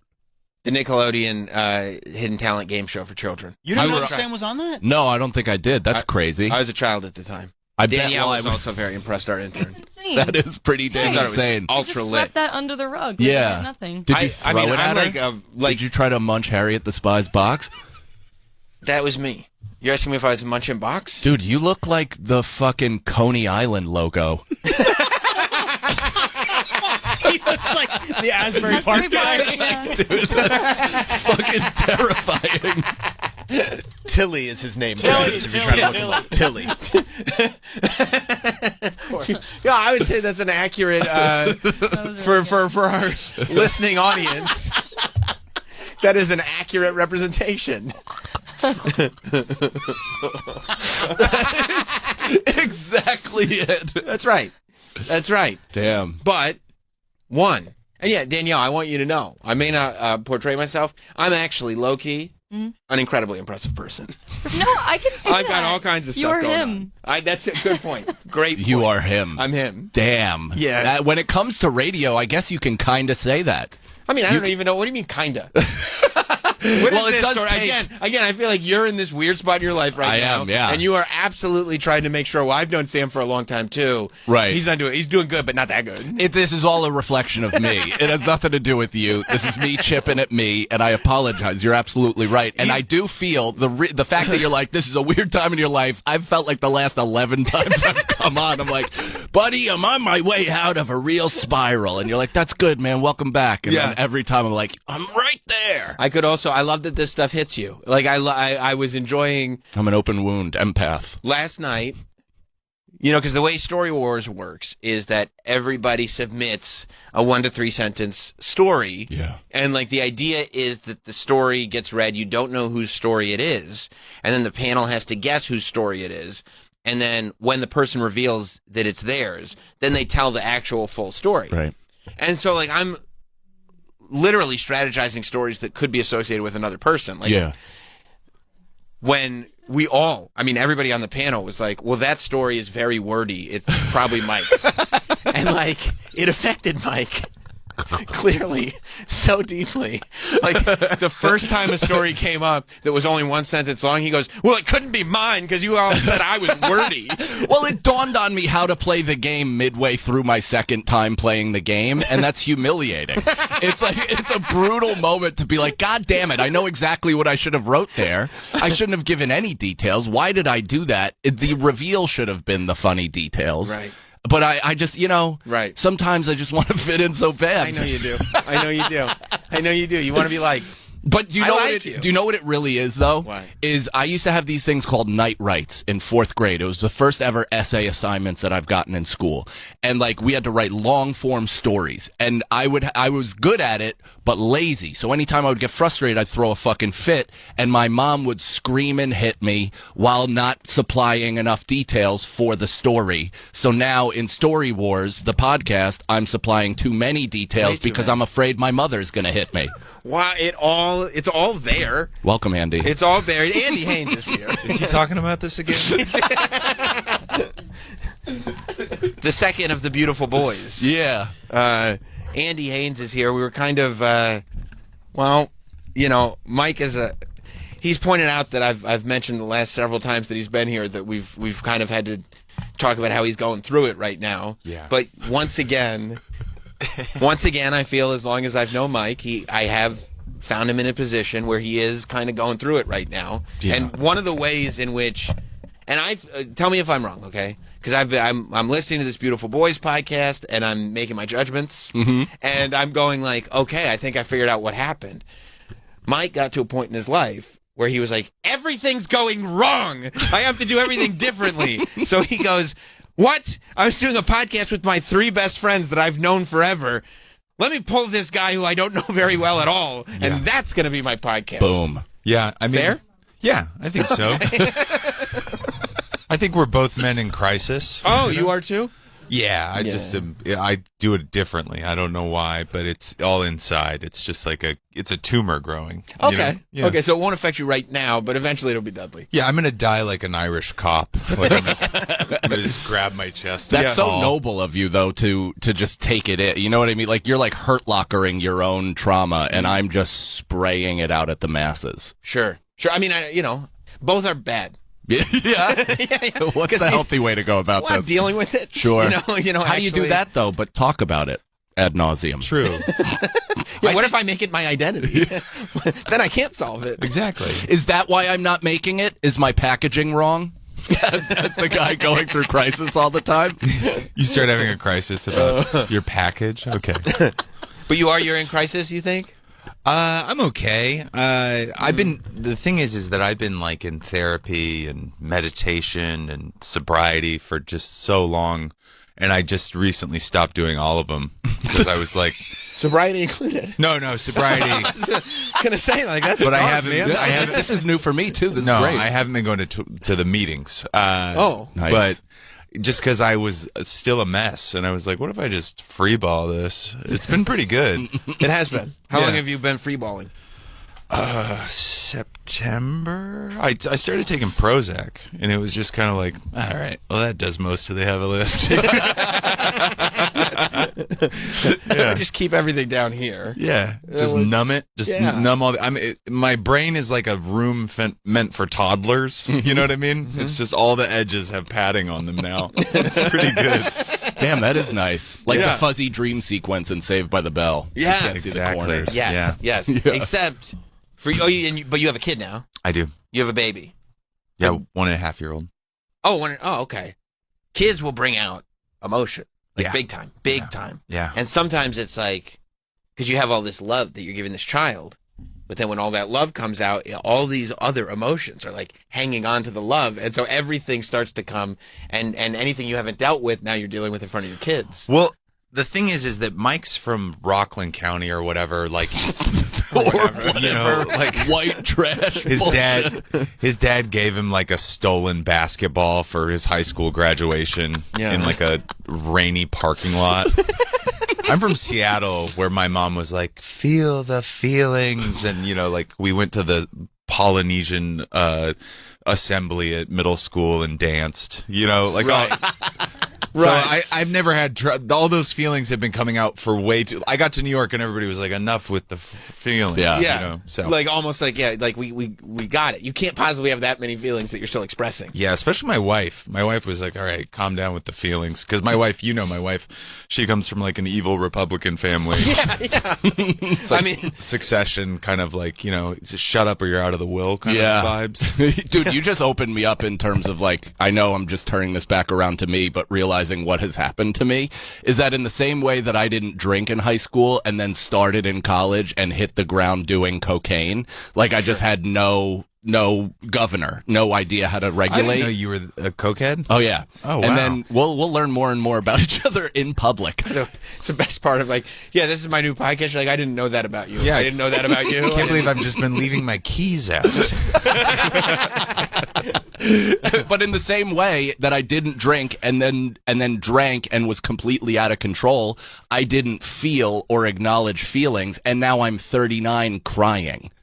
You know what I mean? Right. Brutal, dude. That must feel so good, though. Crying? Yeah. I do it all the time, dude. Hashtag HopeCore is my entire algo. Oh, cool. You cry a lot. A lot. Do you? Unironically. Mine is heavy-breasted Mediterranean beach.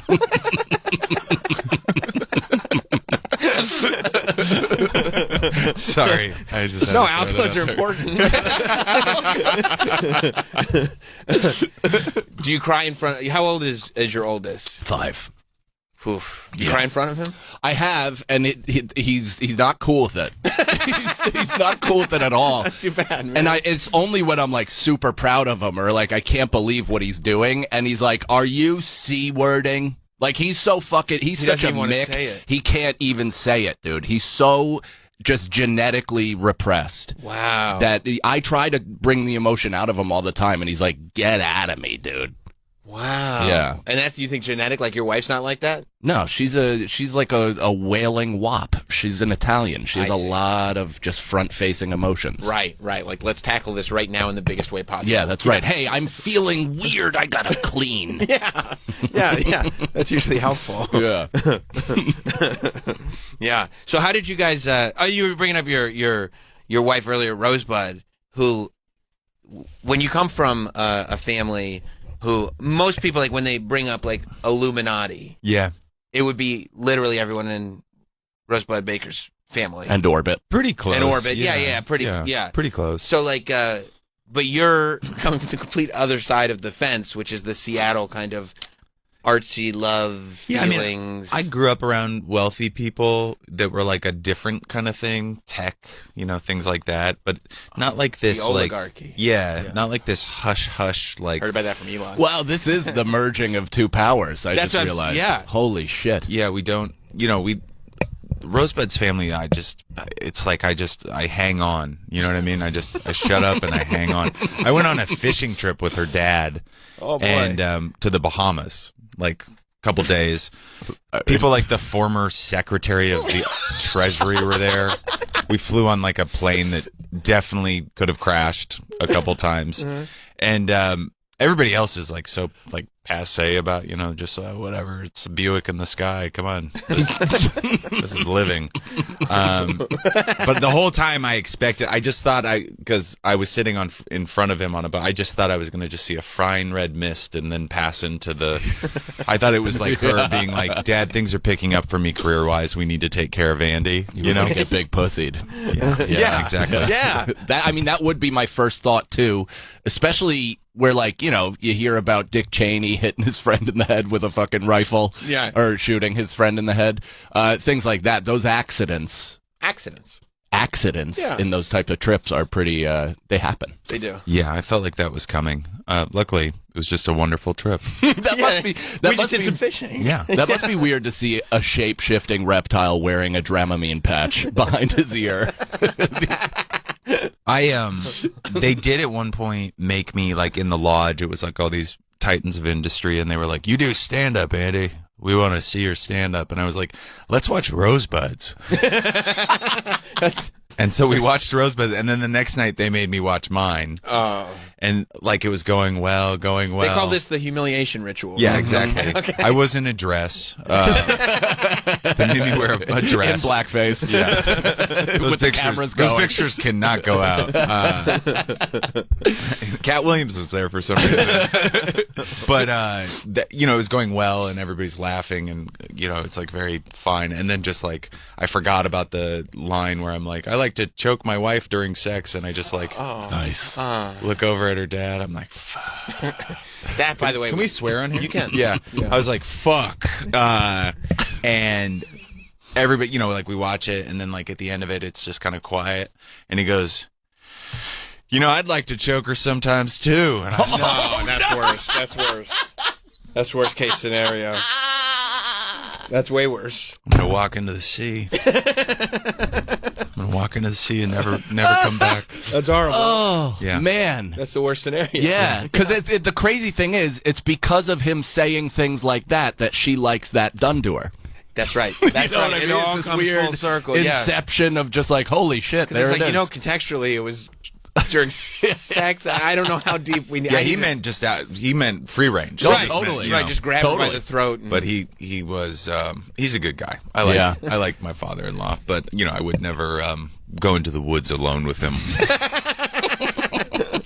Which is a weird dynamic, and I mean, I love that. I think it's great as human beings when we're exposed to dynamics that we never thought we'd be exposed to. Yeah, it's a great thing. Yeah, I mean, I come from like lefty people that hike. My sister describes herself as a nature dyke. And then all of a sudden I'm just in the halls of power. Right. That And is then pretty you go, cool. you know what?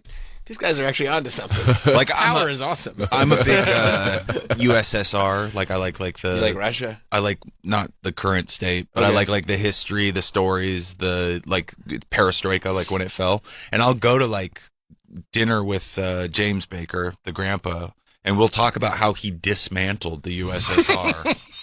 So it's pretty cool. That's awesome. That'd be like if I was like, oh, my father-in-law is the Undertaker. Yeah. We could just talk about like Hell in a Cell and stuff. Yeah, exactly. That's sick. I get it. That's so sick.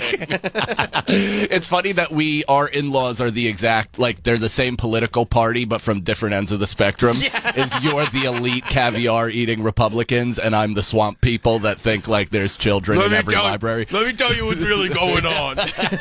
Your father-in-law, like, has an errand to do, and then there's, like, an LGBT flag, and he's like, I'm not going to go in that business. He's like, if I walk through the door with the flag on it, I might catch it. So how did Beautiful Boys the podcast? How did it come to be? Desperation. Yeah, I asked him. Yeah, I texted him, and I was like, you know what? I like Andy. I'm best friends with Andy. I know his wife. Andy will be the new best friend. Yeah. I more or less was looking to do another podcast. I was without, and just, you need a constant tether to your audience. And so Andy, I think, is so fucking funny. His stand-up is incredible. And I also love just his writing in general. So beyond the podcast, I think we want to do other stuff too, like write sketches and beyond.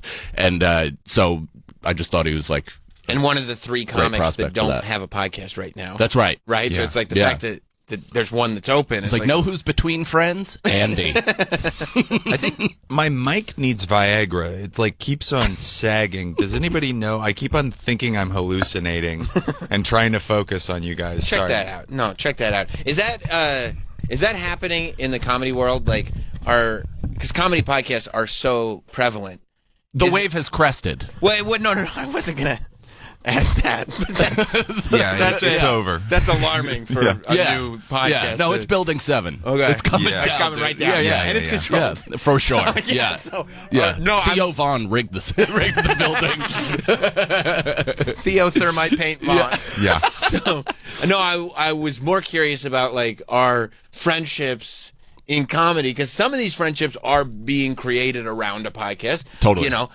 Are friendships ending because of podcasts and comedy? You don't have to tell me names, but like, of course. Sure. Yeah. I mean, friendships have ended for less over comedy. If you like bump somebody, or kind of they misheard that you were trashing a joke that might have been yours. Right. Things. It's over. I think it's over. like the Cosa Nostra or whatever. It's like you're friends, but like the second you need to put a bullet in the back of somebody's head to advance your own, Yeah. I've seen a lot of people be like, we're in it, best friends, and then like one person gets an opportunity and they're like, sorry about that. Yeah. One question I got to ask you, Andy. This is Mike Cannon. I don't know. I don't. Damn. Yeah. I don't know. He's got problematic You're views. from a really strategic family. Yeah, exactly. Mike who? Oh, the guy that fell in the river. Yeah. He went fishing with my in-laws. No, I don't know. He asked me to start like doing his podcast with him or something. I don't really know what it is, to tell you the truth. Yeah, we met up and talked about it a couple times, but I don't know. Yeah, because I do just wonder, like, especially because podcasts in the very beginning were just like, oh, this will be fun. This will be a creative outlet.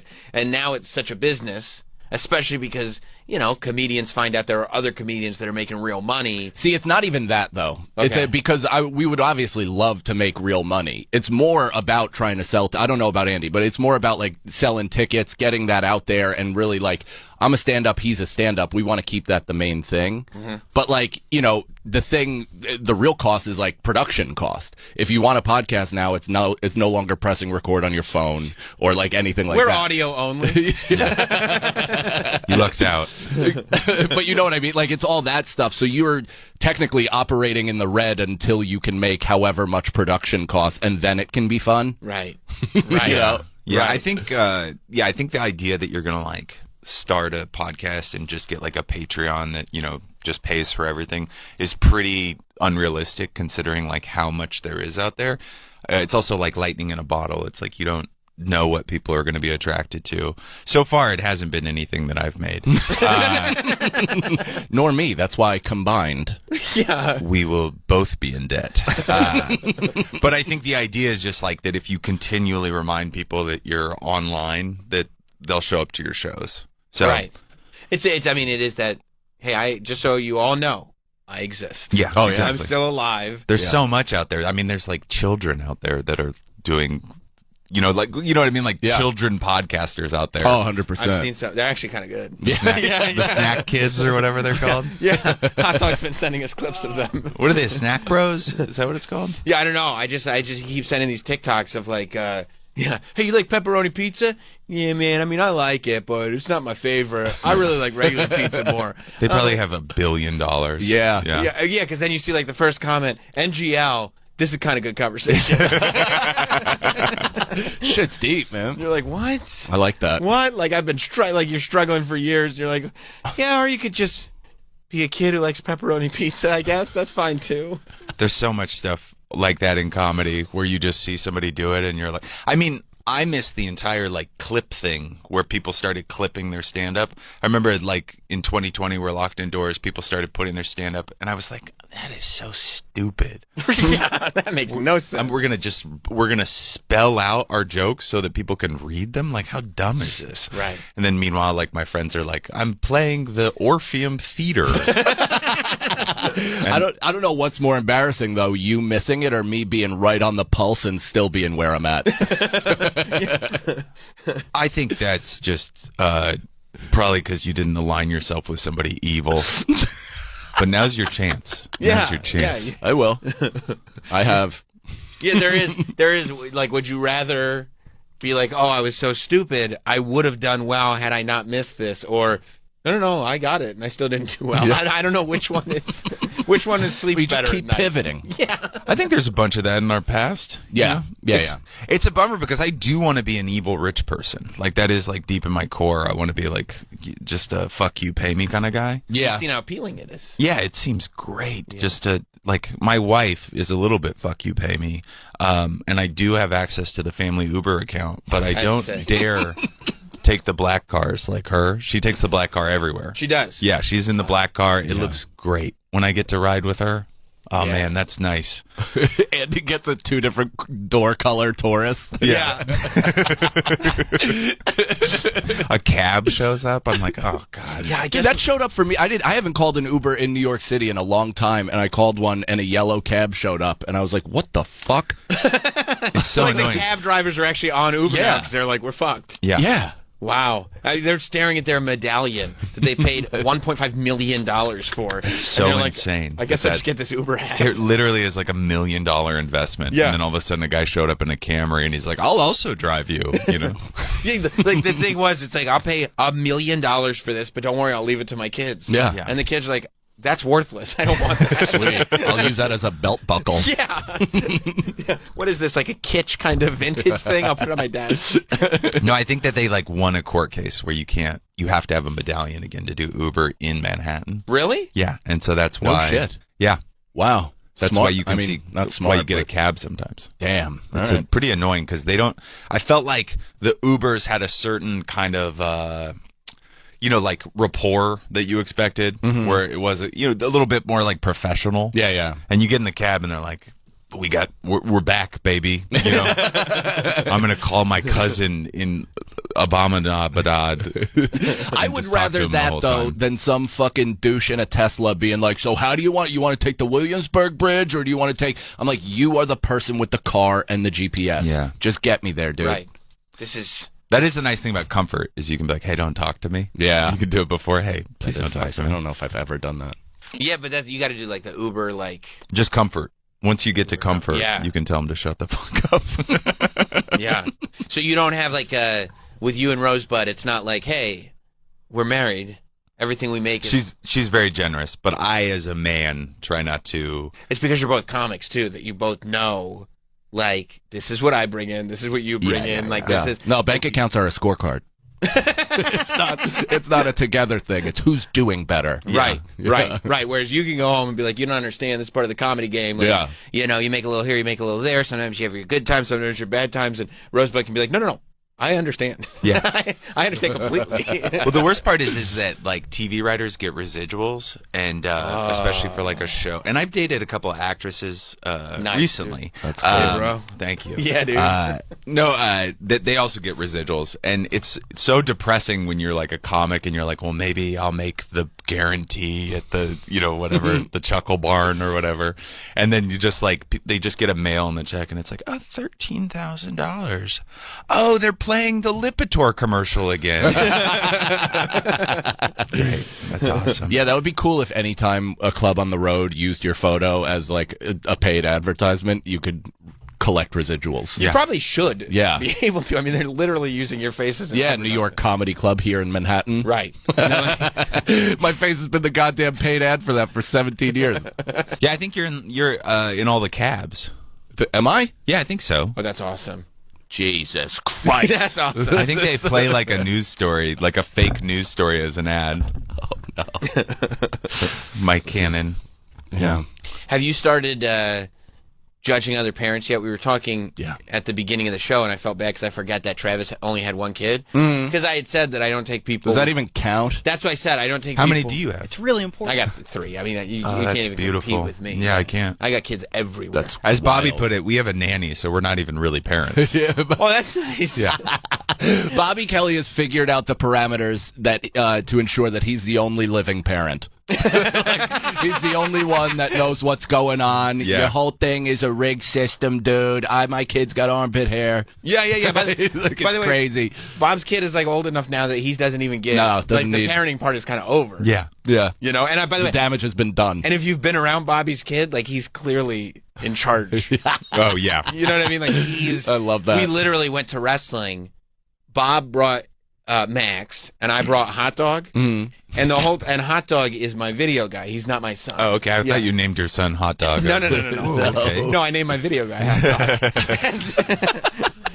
But Hot Dog is a 30-year-old man. Yeah. He's a grown ass man With a new hairline. They painted it on, and the entire time, Max Kelly was bullying Hot Dog. I love that. Awesome. And like had his arm around him. Come here, Hot Dog. And like Hot Dog was just taking it the whole time. But that's all to say he's a little adult. This isn't even like Bob's done. The bully doesn't fall far from the tree. It really was. You know what it was? It was the same energy as Bob bringing in young comics and being like, I'm gonna bully you a little bit. I'm gonna do great things for you. Mm-hmm. You know what I mean? Like, I'll help you out. But like.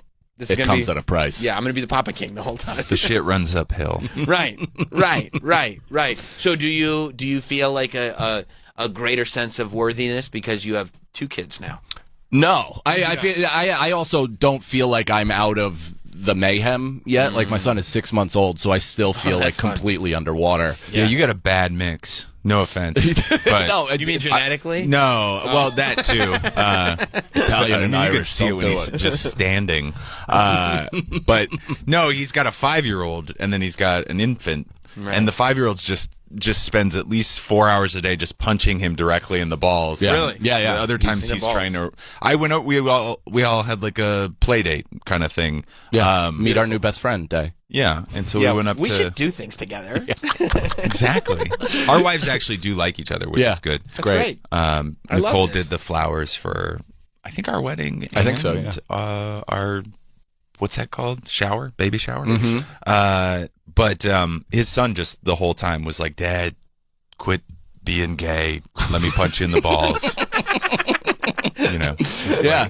Well, he's in jiu-jitsu 3 days a week. He does double classes 1 or 2 times a week. Well, that's on you. You're teaching him to I did Does it he like like warrior. He's awesome. He's liking it, and it's very cool to watch, as I'm sure you have, a human being like put something together. Oh my God. Like I'm watching him read now too, which is very cool, and that's a whole brain thing where you're like, holy shit, but I've seen people read before. Right. I've never seen my son learn how to take somebody's back and put his elbow under their chin and completely tighten it until they tap. Yeah, especially when they're like 5, because you're used to them being a baby. Yeah. And they're like teaching all these steps. Yes. And you're like, this kid is not going to figure out all these steps. There's no way he's going to be able to remember it. And you just watch it because they're kids. Mhm. And they just take everything in. And within 2 lessons, it's like, yeah, I'm an expert at this now. For real. And for like a month, you almost have to like take it in faith that like, okay, he's absorbing some of this somewhere, and maybe this will Totally. come to him when being attacked when he's like 27. Totally. You know, like this is going to pay off at some point.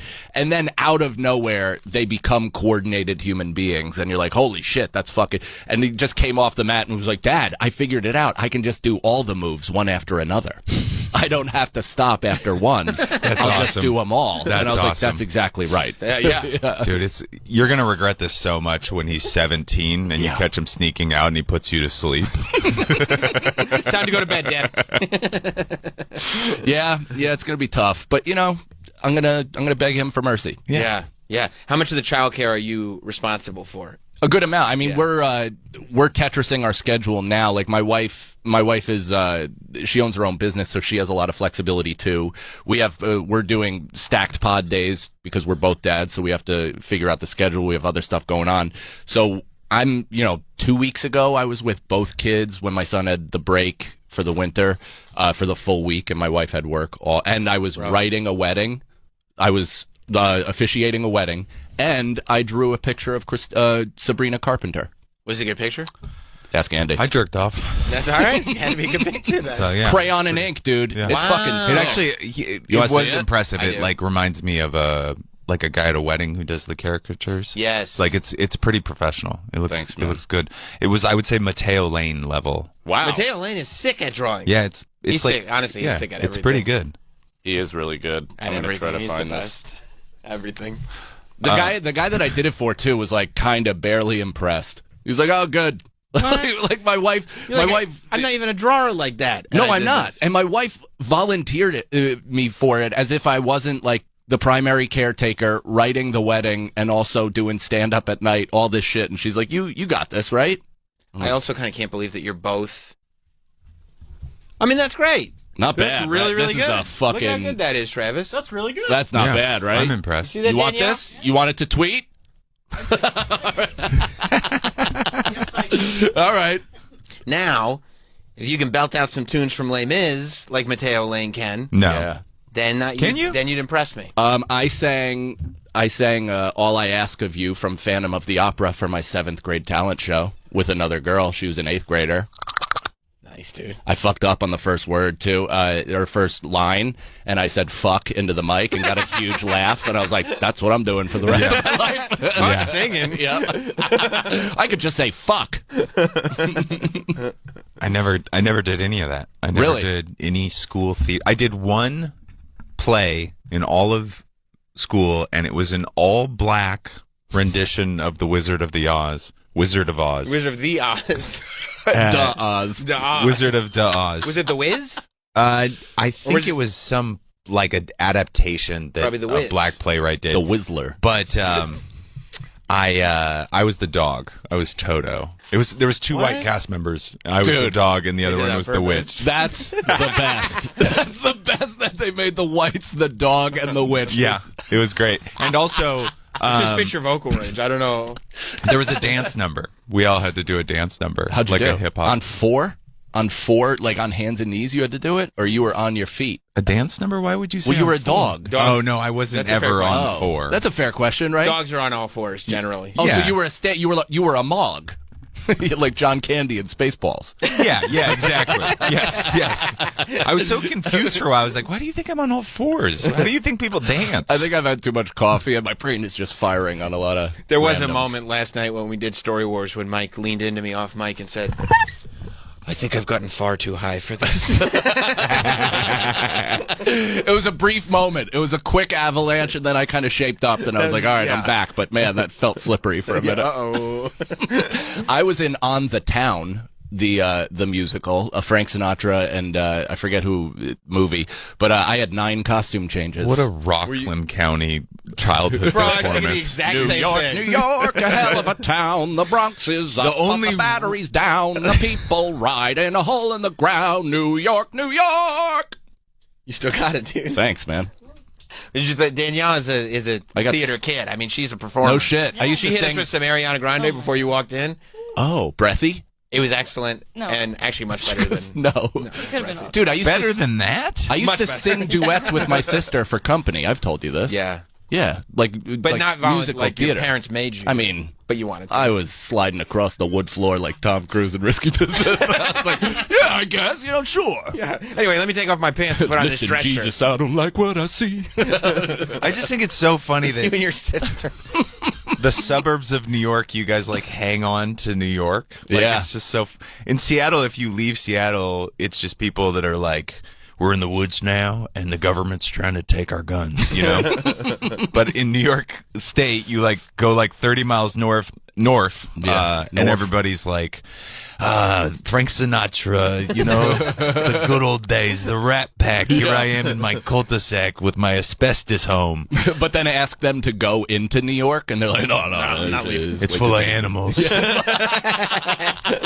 I like also that idea where they're like they let New York go. Like at one point it was not Ellis Island. Yeah.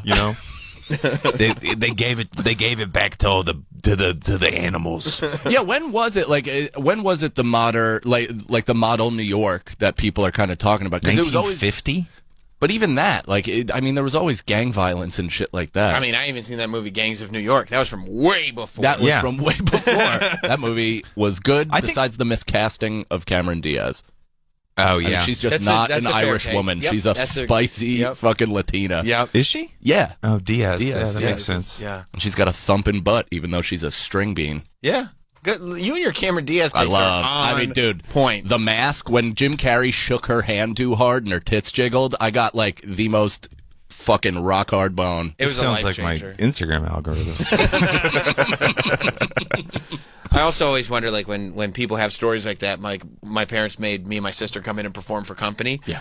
Like, in what situation, now that we are all adults, would you be happy if you were hanging out at somebody's house and they said the children are going to come in and perform for you now? Yeah. I'd be like, what the fuck are we doing here? Why would I don't want to hear the kids sing show tunes. I think that used to be like can you imagine going to I probably should because of the family that I married into, but like going to like a Christmas and they're like, all right, now Dietrich's gonna play the piano for everybody.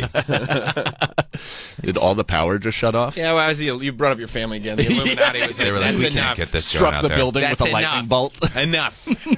We gave you a couple. Yeah. That's enough. Rosebud's family does remind me of like The Exorcist when they're around the piano and they're singing together. And then Rosebud upside down crab crawls down the steps and pisses. Yeah. You know our like that. Thanksgiving is. That is why I'm enjoying. I mean, you think about you guys getting together and having your play date and like seeing how far can we extend this relationship. That is why I'm enjoying the podcast. They're happy about it again. They're okay. Yeah, the lights came back on. It's positive. Thank you. Because I feel like as a viewer or listener, you get to go along with this journey of a friendship forming. Yeah. Which means that maybe I'm being cynical, but inevitably, when it gets tense and weird, we'll be there for that too. Yeah, it's going to be funny when we have cuz Mike's been alarmingly agreeable. You know what I mean? Like, yeah, sure, he's a great guy. No, that's just what I am, though. I'm really agreeable until someone wrongs me. I did an episode. I've done like 2 or 3. Don't wrong me. Yeah, I haven't even seen like a real. I've only seen like facetious angry. Yeah, but I keep on throwing away episodes because I'll get like low blood awesome. sugar and then I'll just start talking shit about everybody in comedy. It's second episode, Andy. It's fucking the best, dude. Yeah. And it's gonna be a part of the show eventually. I'm fine with it. I'm totally fine with us just by name. But he's trashing just certain so people. he's so nice. I'm done. You're done. I'm done. But I just didn't want it to be episode 1, 10 Right. seconds in, Because then naming it's like, somebody who this we is- both thought sucks. This is the We Talk Shit About Comedians podcast. Exactly, You don't and then wanna- we're Kevin Brennan on YouTube screaming. He's figured out a model. He sure has. He's figured out a model. Yeah, and I feel comfortable shitting on him because somebody sent me a clip of him shitting on me recently. Oh, and I he was like, did? I haven't seen you in fucking 12 years, you fucking miserable prick. Mike Cannon. I still have such an affinity for him. I don't know why. He's great. I know. That's great. He's just so combative. For no reason. He might as well be an uncle. Like he is family to me. He's very familiar energy wise. Yeah. Well, yeah, he's Irish. Yeah. Irish. But you don't have the big family Irish thing. My dad is one of 8. But you guys. No, we're 3. I guess not. But I mean, that's kind of now I think about that and that seems inconceivable. Like the fact that you have 3 kids in 2025 is like bonkers. You think so? I mean, I'm impressed by it. I just can't imagine, because 2 is stretching me to the zenith of my humanity. Like I don't know how I could expand further than this. I think it's because you used to just not care as much. Yeah. I love that your dad is one of the first Irish people to figure out pulling out. You just pull it out. I think he just stopped fucking. I think they both stopped having sex, and I walked in on them once, and from technique alone, I could see why. Wow. Didn't seem like anybody was getting a lot of pleasure. He just kind of just convulsed on top of her like he was a fucking dying animal in the desert. So, like, when you say you walked in on him, you stayed for a while and watched. No, I just saw enough. I see. Okay. I turned around. It was dark, and then you ever walk in, it's dark, and you don't put the patterns together until you see it clearly. But then your brain does the thing where it finishes the rest of the memory for you. Yeah, that's where I'm at. Does that make it so that when, like, if you walk, how old were you when you walked in your parents? 37. Okay. No, I was 15. I was 15. I remember walking out. My sister Jessica was like, "What's going on?" And I burst into tears. Because I do kind of wonder. This is a conversation I've had with Nicole Biggins from the Morning Mashup. Because this life that she leads is absurd. Yeah. And her 10-year-old now, she has walked in on, things that she should never see in her lifetime. No kidding. Just ridiculous things. And so I kind of wonder, though, if you walk in on your parents before they have the talk with you, is it kind of covered? You know what I mean? Like, are you really asking how babies are made? You saw it. You saw it. You do have to, I do think as a parent, you have to tell them what that position was, though. Like, you have to let them know. Right. Where I didn't know, I knew what sex was, and I knew that's how you had a kid, but I thought the cum came out of your dick, like almost like zombies from the grave. Like it just rose out of the skin pores in your dick. I thought you just pissed out of the hole, and then the rest was for... Like it almost came out, like, are you thinking like a Play-Doh barbershop? Yeah. Thing, like the Play-Doh hair. That's exactly how... Yeah, that'd be tough. That's so funny. I mean, my mom was like a Lamaze teacher, and it's Seattle, so you just told everybody. My sister was in New York last week, and my niece, who's like 9, was with her, and I would like make a joke thinking like, oh, well, she won't get the joke. Yeah. And so I like made a joke about my brother is gay, and I was like, oh, is that your Grindr profile or something like that? And my niece is like, oh, what's Grindr? And me thinking like, oh, you're going to say something like, that's an app that adults use to meet. She goes, it's an app that some men, mainly gay, some closeted, they use it to meet up and have sex, but it's like an adult thing, and it's predominantly for gay men. Sometimes other people use it. Like, she just doesn't hold, and it reminded me of my childhood where they just told us everything. You know? Awesome. There are parents like that. They're like, no. I think that you do need to explain everything to a kid. Like, my wife would be more like that. Like, I'm more like that. I'm going to just explain everything, as opposed to being like, oh, it's just I would just say it's an app grown-ups use. Yeah. Sometimes daddy stands behind mom when they have sex because she doesn't want to see his dumb face. But I'm the pendulum swinging the exact like extreme other way. I'm not like graphic about anything, but any question. I can't imagine thoroughly. you not being graphic. It's hard. You're the most graphic person I know. Well, that's the thing. People are like, you're a dirty comic. I'm like, I'm not dirty. I'm graphic. Right. Different. You know, it's great. It's a little different. What are you going to do when you hear it from your kid when, like, one day Crew is like, Dad, like, I ask you questions and these answers, it's wordy. Yeah. It's verbose. He's got him in the headlock. Dead. Too many words. Word economy. Last night was a true writing intervention, dude. I need to cut out some of this flowery bullshit and get to the fucking point. We were saying before you walked in, we did Story Wars. Yeah. And Mike didn't realize that all of us figured out it was Mike's stories because they were wordy. It's not two truths and a lie. No. It's you have to place the story to the person. Oh, okay. And I was like there's a paragraph. It's Mike Cannon. Yeah, I think I could nail a Mike Cannon story. Yeah. Wait, so is the audience guessing? No, we're on the panel guessing. Oh, okay. It's for points. It's a whole game show. I won. It was amazing. Sam won. He now has the power. Is it true story? All true stories, yeah. Wow, yeah, okay. yeah. I like this. It's fabulous. It's fabulous. It'll be out, I think, next week. Yeah. But I'll tell you, and Mike, I would imagine you'll be in on this, and Andy, I don't know. Did you grow up with Boy Meets World? Of course. Okay, all right. So we know. Have we been keeping up with the Boy Meets World drama this week? No. Apparently, and this is what I'm hoping happens with Beautiful Boys. There is a fracture in the cast like you wouldn't believe, and I wouldn't. Oh wait, the new Incantation. The newer show? No, the OG. The old cast. So there's a podcast. Yeah, that Topanga. All the outside cast members like hate them too. Like that. Really? The one that the black girl that played Angela. She was on Godfrey's podcast, like saying they were nightmares, Topanga, like, pieces of shit. No, yeah, all of them. Like all of the main central cast. So Topanga, Sean, and Corey's brother, Eric, do a podcast together. Will Friedle. Wow. You're sick, dude. Where did that come from? And That's weird. The idea of it is it's just a fun watch along. You know what I mean? It's like one of those COVID era podcasts that survived and now is in the sort of office ladies territory. Yeah, I think they do like theaters. Yeah. Like it's they do. Yeah, because I think McCalla, speaking of, because she was in our clip today. She was. Is she like gave their Rosebud my wrong email address. She's a booker. High up there. It's so funny because I hear you talking about it and you're mad, but then I actually heard you talking to her about it. Yeah, and last you were all night, smiles. That's right. You're all like, I oh, I want to hear last something night. funny. That's I was so like, silly how you haven't booked me in 6 years. You shithead. But she's like their tour manager. Oh, wow.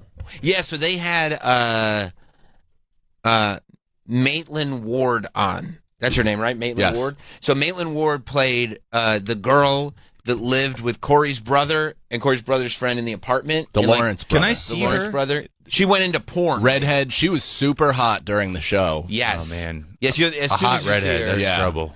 as long as you've watched the later seasons of Boy Meets World, which She who went among into us have porn? not? She did. She did, and pretty quick and graphically. Like she dove right in. Wow.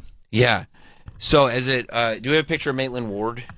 She's crazy successful with it though, right? With the porn? Yeah. I mean, I hope so. But I think like she's made like a real amount of money. Like it's not just like she's throwing it away for, $35,000 a year Right. or whatever. Right. It's one of these like OnlyFans. Yeah, I think she's cashing in nostalgia wise. Can you show him a picture of Maitland Ward? Yeah, just so he. Sorry, guys. I We're need all on the to- same page. As soon as you see her. Oh yeah. Yeah, you remember. Okay. So they have beef. Her and Topanga Bro, apparently there's like beef with everybody. Even Corey has beef. with Maitland or Ben Savage apparently has beef with all of them. Yeah. Wait till you hear these Wow. clips. You want to hear these clips? Well, if it's Yeah. okay. I'll tell you what. I'll do that for you. Thank you. I Okay. appreciate it. It's okay. Yeah. So like I guess that there was already beef here. And so Topanga and the gang invited Maitland Ward on the podcast, or somehow she ended up on the podcast, and it just got heated. Immediately. Right. No, not even. They did a whole hour. Oh, really? And then Topanga out of nowhere just says, "Do you hate us?" I love that. Topanga's still spicy after all these years. Good Damn. for you, Topanga. Like they lured her in for an hour of conversation. Wow. Is she married, Danielle Fishel? Yeah, I think she is. has kids. Yeah. She is married. Yes, she is. There was a while where she was like in like Childish Gambino videos. Do you remember that? That's sick. Really? That's Where sick. I was like, oh man, Childish got to her. Another one soiled. I'm going to tell you. I don't know exactly how this is. I heard it. I don't know how. I mean, I was kidding, and the silence made it a real statement. Thanks, guys. Yeah. You guys know I didn't mean that, right? I can't picture a scenario in any Boy Meets World beef where I'm not on Topanga's side. No. Like, it just feels like that's where you're going to go. She can do whatever. Yeah.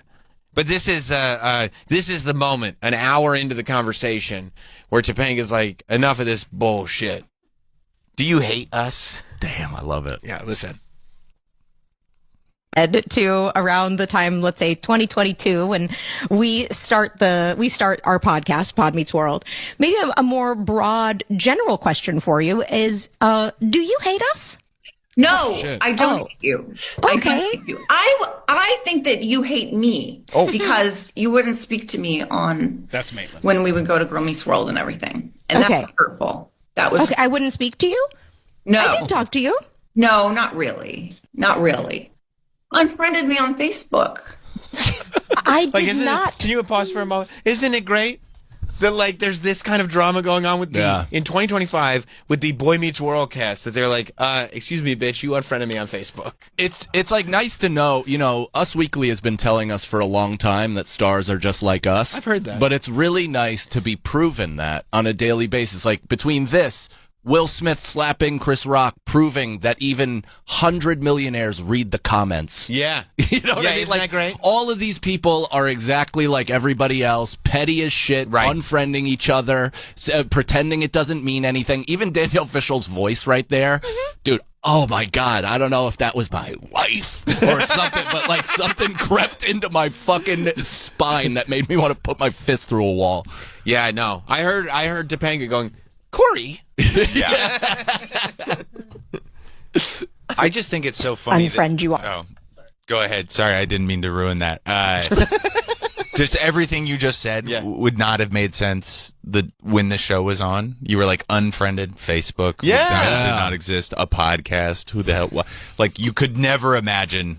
Because if somebody told you that this was going to happen 25 years after the show, you'd be like, none of that is actually. It's not a thing. Exists. Yeah, but now it all exists and allows this to last forever, so we can still be invested. Yeah. I wish Mr. Feeney fucking Zoom bombed him at that moment. It was like, girls, it's my dying wish that you get along. I've always found that a plant unwatered is a dying plant. Oh my God, Mr. Feeney said it again. Clutches his chest, falls out of frame. Mike starts crying. We gotta water the plants.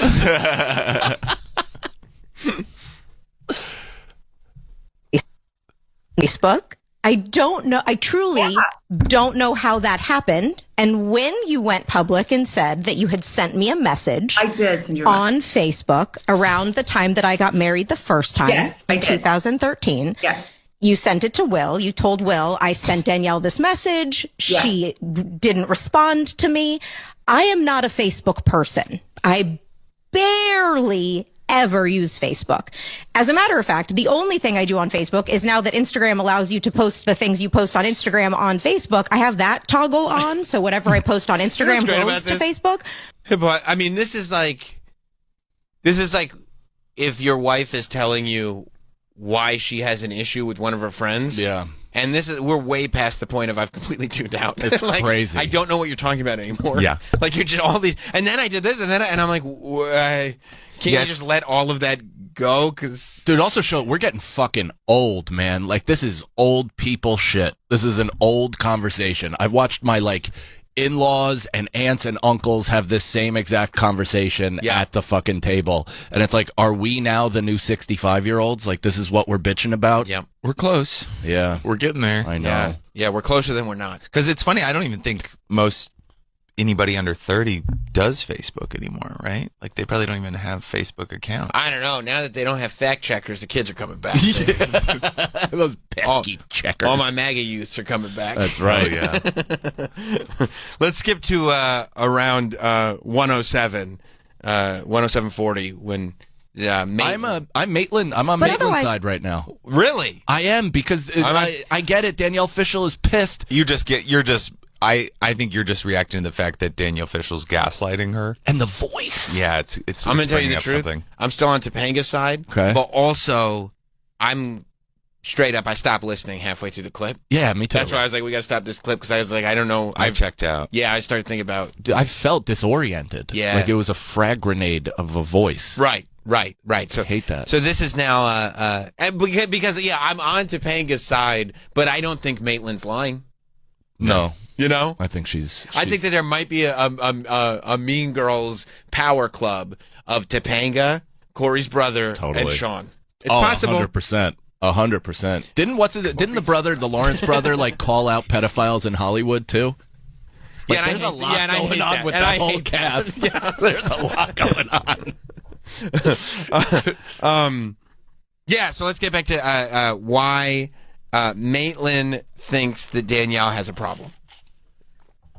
107.4. That I was getting a lot of attention at that time and going off in my own space and taking away that attention. The porn. The porn I space. was on the cover of Maxim in 2014. Bitch, I was on the cover of Maxim. You think I'm jealous of your OnlyFans bullshit? Bitch, I was a Maxim cover girl, okay? In case no one told you, I'm Topanga. Before they went entirely digital. Yeah, I'm talking print. Can you pull up her cover just for research? Yeah. I'm lost in the conversation. For research. What's the cover of the Maxim? I would like to see that. Yeah. Bitch, I was on Maxim. Okay? That's around the time that she was in the Childish Gambino video. That really affected you, huh? Yeah. Yeah. God, I mean, damn, dude. Yeah. Who wouldn't? Yeah. Yeah. You didn't like the attention I was getting? Did you see my Maxim attention? That's crazy. She looks fucking smoking hot. Yeah, you're rethinking your who you're siding with here? Yeah. I'm on her side. Yeah. Yeah. Yeah, Topanga, take a fucking hot shit in my mouth. Okay. Sorry. That really jumps ahead quick. Sorry. Okay, I was thinking we get to know each other, you know. But I also wouldn't just jump into a podcast with a dude, so. Yeah, you know. This is how you roll. This is when I like something, I go right for it. Yeah. I fight hard and I love hard. I mean, you wouldn't just take a hot gust of wind right out of her butt into your mouth? Yeah, it's just to assume. That's not what I would lead with. Right. To assume that that's someone's thing. Like, I'm just looking for a guy who I can defecate in their mouth. Is like, no, but the wind. You kind of went straight to old guy dirty talk that we talked about. Yeah. Fart in the mouth stuff. Just like Pete Ravello has this joke where he's talking about how his dad said I'd eat the corn out of her shit. You know, like that kind of thing. Yep. Yeah, I have that in me. Right. I have that in me for sure. As opposed to, like, you know, I give her a kiss on the cheek, huh? Yeah. No. I mean, I of course I would respect That's what her. I say. I'd drive her around in my car. Yeah. I'd go for a walk with that gal. Man. All right, let's get Mike, before you get out of control. Sorry. You're out of control. I'm feeling it back. Let's get back to the clip. Okay, we got to get to the bottom of this. Going off in my own space and taking away like that attention.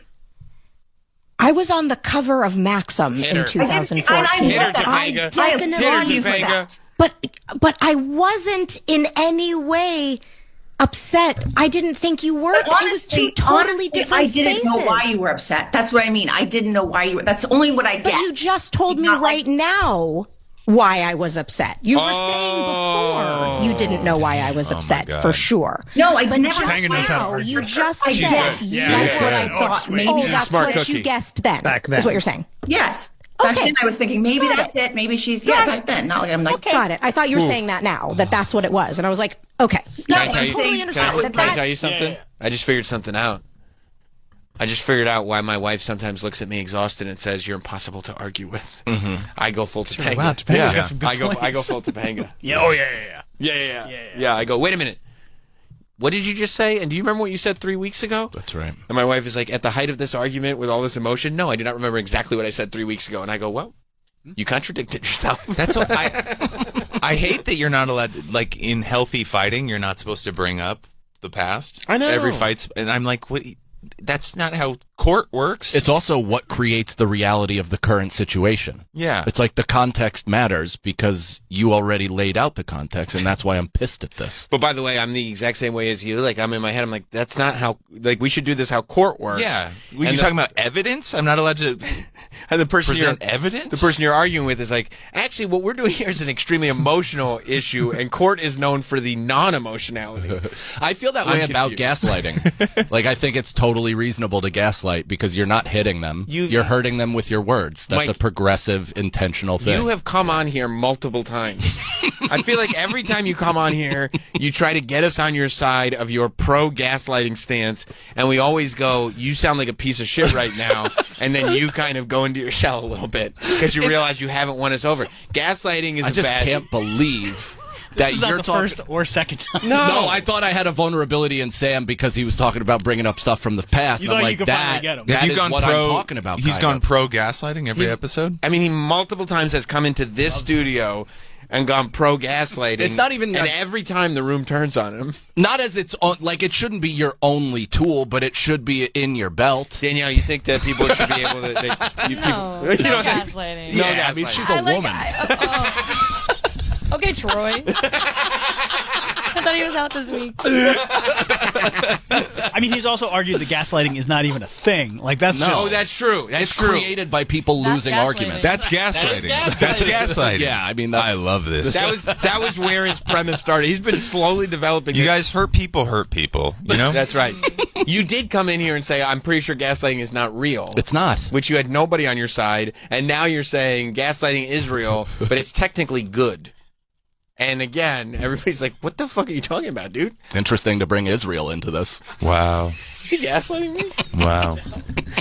So what I'm saying is, when Beautiful Boys has their first fight, and you're getting gaslit, Now I know. understand, Yeah, I know. you are getting gaslit. I'm gonna bring this up. You remember when you said, Gaslight. Why are you bringing up Sam's show? Why are you bringing up old shit? Yeah, exactly. All right, so let's it seems like Topanga's on a roll here.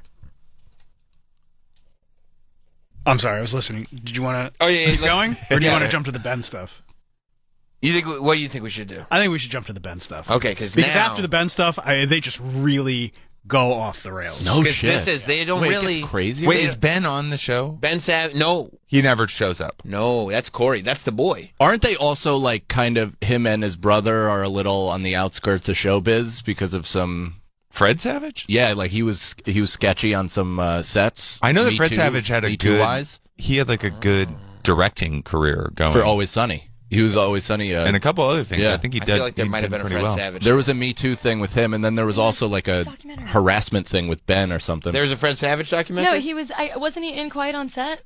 He was one of the. Was he one of the supporters? No, like he Oh. was like getting accused of like being a creep on set, right? Really? Fred Savage. Which is weird because he was a child actor himself, but maybe Hurt people, hurt people. Oh no, this is ruining everything. I hope not. But Ben Savage, who played Corey on Boy Meets World, doesn't do the podcast, and so here, and you don't really, you don't want to bring that up. But Maitland goes like, okay, if the block is hot, which clearly the block is hot. I love this. Like, okay, Topanga, well, Why let won't me, Ben do the fucking podcast? Let me go ahead and drop a Corey bomb. How about that? Ooh, How about I I love do this. that? How about I do that, Miss Debate Club? How about I drop a Corey bomb on you? Love that. So many news outlets want to know stuff. Okay. Listen, I think there's a divide too because you guys hate Ben and you guys hate Michael. I don't hate Ben or Michael. I mean, not do you, not, I like love just that. as a point of fact. Yeah. Point of fact. I think it might be because you guys hate Ben. All of you hate Ben. All of you. That's awesome. Good for her. I mean, what a way fire with fire. What a way to argue. Why not? Like, what are you going to say? Because what can you say at that point? Like, State the narrative. I mean, it's the old like, hey, why are you cheating on your wife? What? I don't know how to answer this question. Why'd you say that? Why would you say that? Or like you guys have Do not hate either of them. not hate. Hate is a strong word. I not mean hate, but like to have disagreement, I guess. Ben is one of the most important people I've ever met in my life, and I can't stand the fact that he won't speak to us. I feel and that's exactly what the same Sean way. just he dropped some won't truth. speak to. That's Will, man. What? That's the brother? Yeah. I thought that was Sean. No. Oh, because I guess I gotta be honest with you, I didn't hear Sean at all during this argument. I think he just sat there. Ryder Sean. Strong is Yeah, Sean. yeah. Ryder- Will- Yeah. Yeah. Why? I You don't only know them understand. by their governments. I only do. Well, Will Friedle also dated Jennifer Love Hewitt during her prime. Yeah, but she dated Will Friedle during his prime. That is very true. Okay. I think they were engaged. Wait, so you and your late '90s teen pop culture, you really did have Teen Vogue on lock. I did. This is I honestly I missed this whole thing because I was smoking weed out of a pop can. So, but I like it. Yeah. Yeah, it was I on. I was just jerking off to tangible media. So Yeah, look at that. there he is. See? So there, I don't know why you would know. See? Yeah, no, everybody believed You you. guys didn't believe That is me. the type of dumb shit that Mike Cannon would know. It's so funny because a guy like this would never ever he wouldn't be a heartthrob now. You know No, what I mean? because he was a specifically late '90s heartthrob, like the hair, the clothes, everything, Yeah. everything. It was also kind of cool to be a pussy a little bit because he like doesn't have an ounce of athleticism or muscle to him, but he just but girls thought he was hot. I think he's got a little cool guy jockey thing going on. I mean, Jockey? No, he's got cool, but he's not like at that time there was like a cool He's for sure non-athlete thing. for sure. Yeah. Right? He's For sure definitely cool. Yeah. Sean also was a not athlete. He's a bad boy though. He's a bad boy. Different deal. Yeah. Different Yeah. deal. He wore leather jackets. Oh, this is when actually preppy. He was just preppy. Okay, I'll take that. Yeah. I'll take that. Preppy bad boy a little because he had long hair. Yeah. That's kind of what I was. Preppy bad boy. Yeah, that's sick. That's sick, dude. It was great. Plus, you're tall. I mean, it rocked. All going off. It rocked. I don't know what you're doing. I totally married. peaked. Yeah, I peaked in 1999. Yeah, so apparently it worked because Maitland goes, yeah, you guys all hate Corey Matthews, and then Will just decides to serve up on a platter. I don't hate him. It drives me crazy that he doesn't talk to me. And I'm going, huh? Yeah. Damn. She like did they get into she 3D chessed them. Yeah, she did. I respect it. Yeah, we can go back to it. I don't mean hate, but like to have disagreement, I guess. Ben is one of the most important people I've ever met in my life, and I can't stand the fact that he won't speak to us. I feel and that's exactly what it is. the same way. He won't speak to us. Correct. I can show you the last 3 years, literally, of messages, and in the middle of a conversation with Ben, I wish he that just everybody bailed on me. I wish that everybody No, Ben absolutely one day woke up and said, I don't want Will in my life, and never told me why. Well, I don't know the history of any of that. So No, I know you I don't. Again, is my question: Do you listen to our podcast? Because you did then go on one of the TMZ articles and say that our podcast is very negative, and we say all kinds of negative. I know and there was some mean negative. things. There was a lot of negative stuff that came out of that podcast. Do you listen to the podcast? No, not regularly. But Gotcha, I do bitch! listen to the big shows in the past, especially at the beginning. I haven't listened to it that much recently. But I don't understand why this is like a grilling session right now. It's not a grilling session. I'm just asking questions. These are things you said on TMZ, so I'm just curious because we have not felt as though we have said anything negative. The same way you wrote in your book about your experiences doesn't mean that they're negative. This is a they're fajita just platter of an experiences. interview. Me sharing my story that Michael told me in a note session that I needed to show up the next day and do it entirely different. Danielle, like she planned it. Judging by how like articulate she is and how practiced this feels, like she knew, man. Because really, he was looking out for me to get the role. Right. That's what he did to me. He wanted then he gave me a thing. That's what he would say his argument was. He gave me notes about how he wanted me to do it the next day. Then I did it the next day, and then he gave me a standing ovation. That's the story I told. We had a guest on who then said his experience and got very upset. I just don't know where you're the one who said it. So if you want to not stand by it, that's fine too. But what has been so negative about the podcast? There are so many negative things that have come out of you talking about the show. Okay, well then I don't know why you can't name any of them. Oh shit! Anything to do with Michael and anything to do with all of that. I mean, I'm not telling you what's right and wrong. I'm saying negative about the show. So you don't listen to the podcast regularly. Oh, shit. But your overall opinion of it is that we are negative about Michael and Ben and the show. Be honest about this. You're trying to go at me now to get the ratings because you know that people will be interested. See, Maitland. That's 101. She knows. Yeah. She knows she's beat, and she's like, let's be honest, you're just doing this for the ratings. But also, as somebody who went into OnlyFans, she knows somebody who's trying to get ratings. Yeah. So she's right. I mean, listen, she lost the argument. She did, but she's right. You lose a lot of arguments. I do. Yeah. But I can continue on knowing I was correct. That's the thoughts you have in your car when you're driving to do the errand that you didn't want to do. I might have lost that fight, but I was right. God's on my side. I don't know what happened to me that I get so excited by this conflict. Yeah. Like when they start really going at each other. I feel like I wish I had this emotional connection that you guys do to this show. Yeah. No, I love conflict in general. Like, This is Sam's warm blanket. Like for me, I couldn't actually even. This is my first time listening to it, and I've tried because Sagalo sent me it, and he was like, "You got to listen," and it makes me so fucked up. Like any kind of tension like that, I just really don't like it. It really is a warm blanket. Like it's driving my wife crazy. The other day, my daughter. She's 5, and I was like, hey, turn off the iPad or whatever it was. She's like, I'm not done. I go, I don't care. Turn off the iPad. And she goes, well, I'm still watching. I go, I don't care. And she goes, Dad! And I go, yes! It's just my instinct. Yeah. And like, everything stopped, and she looked at me, and she goes, why did you just say yes?